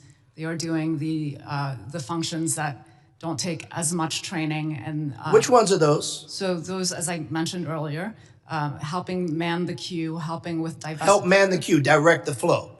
Direct the flow. So no training required for that at all. But you're paying TSA agents, or you're paying ICE agents to come to airports, and you're paying them a hefty sum with limited or no training to add insult to. I'm not sure why you keep making that face, ma'am. I'm asking you questions, and all day you have evaded the opportunity to answer honestly, which is why I asked the chairman to remind you and others that you're under oath. This is not a game. I don't care who took you outside and gave you a coaching lesson on how you should respond. I would hope they would tell you to answer honestly, to answer forthright, to not dance around and put yourself in position to possibly perjure yourself. This is a very serious hearing about dedicated workers deserving to be paid, and there were multiple opportunities to do that, even multiple opportunities to ask you specifically, would you support a standalone bill to make sure your people were going to be paid? And you said no. Why would you not want to? Mr. Chairman, my time is expired, but I will follow up. And I recognize the gentleman from Texas, Mr. Green, for 5 minutes of questions. Thank you, Mr. Chairman. Thank the ranking member and associate myself with his commentary. Friends, members of the panel, I have a question for you. And I would like for you to extend your hand into the air if you believe this is the case. If you believe that the Safeguard America Voter Eligibility Act, the SAVE Act, caused the shutdown, please raise your hand. Please raise your hand if you believe it caused the shutdown. Let the record reflect that no one has raised a hand. I ask this question because the president is putting politics above people. I have in my hand an article from The Hill. It is styled, Trump, no shutdown deal until Democrats support Save America Act. The real reason the shutdown continues is President Trump's requiring the passage of bills unrelated to the shutdown. That's the real reason. Let me read from the article in part. President Trump late Sunday, this was written on 3/23/26 a couple of days ago, said there will be no deal to end the partial government shutdown until Democrats join with Republicans to pass the Safeguard America Voter Eligibility Act, the SAVE Act. Now, this article reads in part, Senator Majority Leader John Thune has reportedly said, repeatedly, there aren't enough votes to get the bill over the finish line anytime soon. Trump has written that Republicans should support this bill and that they should somehow require Democrats to do so. But here's a quote from the president, and he's talking about Republicans and Democrats who don't support this bill. They will never be elected again. In other words, lump everything together as one and vote with 3 exclamation points, kill the filibuster. Now there is the real reason. The president desires to kill the filibuster. The requirement that you have 60 votes to get to cloture before you can pass a bill with 51. He wants to kill the filibuster. And if he can accomplish this, then he'll do some other dastardly things. But killing the filibuster is his goal, and as a result of this being his goal, he is pushing the Republicans to use 51 votes as opposed to continuing to use the the rule that requires 60. The president doesn't care about the TSA workers. This is not about helping them. It's about getting his way. And he has complete control of the Republican Party. He really does. And given that he controls it, he is demanding that it obey his command to kill the filibuster. And he's providing them a means, a methodology by which this can be accomplished. Friends, the president does not really think that keeping these workers underpaid and not paid at all is an important issue as it relates to his presidency. I differ with him. And I want to defend the TSA workers as I close, because to send in ICE is an insult to them. There has not been any meaningful indications that the workers were not managing well the crowds that were there, the people who were coming in, the public, the flying public. There's not been any meaningful indication that they have been doing a good job. And to somehow conclude that ICE is necessary, notwithstanding the fact that a good many members of the flying public are antithetical to this, is an insult to them. I was in the airport just yesterday, and I had many people to approach me and tell me that they are afraid of ICE, and they would prefer that ICE not be at the airport. So I say, let's remove ICE, let's pass legislation to have the workers get paid, and let's end this attempt to eliminate the filibuster rule. The filibuster rule for the president is an obstacle that he plans to eliminate. I thank you, and I yield back. Gentlemen, yield back. Ranking members are recognized. Thank you very much, Mr. Chairman. Earlier in this hearing, Mr. Pfluger incorrectly stated that this committee held no hearings on border security in 2021 and 2022. In fact, the committee held 6 full committee hearings and 13 subcommittee hearings in 2021 and 2022. And I ask unanimous consent to enter into the record those committee and subcommittee hearings. Without objection. Mr. Chairman, I ask unanimous consent to enter into the record my letter signed by 33 members of Congress addressed to then Secretary Noem and Acting Administrator of FEMA, dated November 18th, 2025, calling for FEMA to expedite the awards for the $275 million in nonprofit security grant funding that Congress appropriated over a year. Without objection. Mr. Chairman, on behalf of Mr. Magaziner, I ask unanimous consent to include in the record a letter from 4 unions expressing support for the Democratic funding proposal for DHS. Without objection. Yield back. Yield back. I have a UC request, Mr. Chairman. Yes, gentleman's recognized. Yes, I ask unanimous consent that the Hill article styled Trump no shutdown deal until Democrats support Save America Act, that it be inserted into the record. Without objection. Thank you. Thank you. Members of the committee, witnesses, thank you very much for being here. The members of the committee may have some additional questions for you all, and we'd ask that you all respond to these in writing. Pursuant to Committee Rule 7E, the hearing record will be held open for 10 days. Again, thank you all for your testimony today and for being here. And without objection, this committee stands adjourned.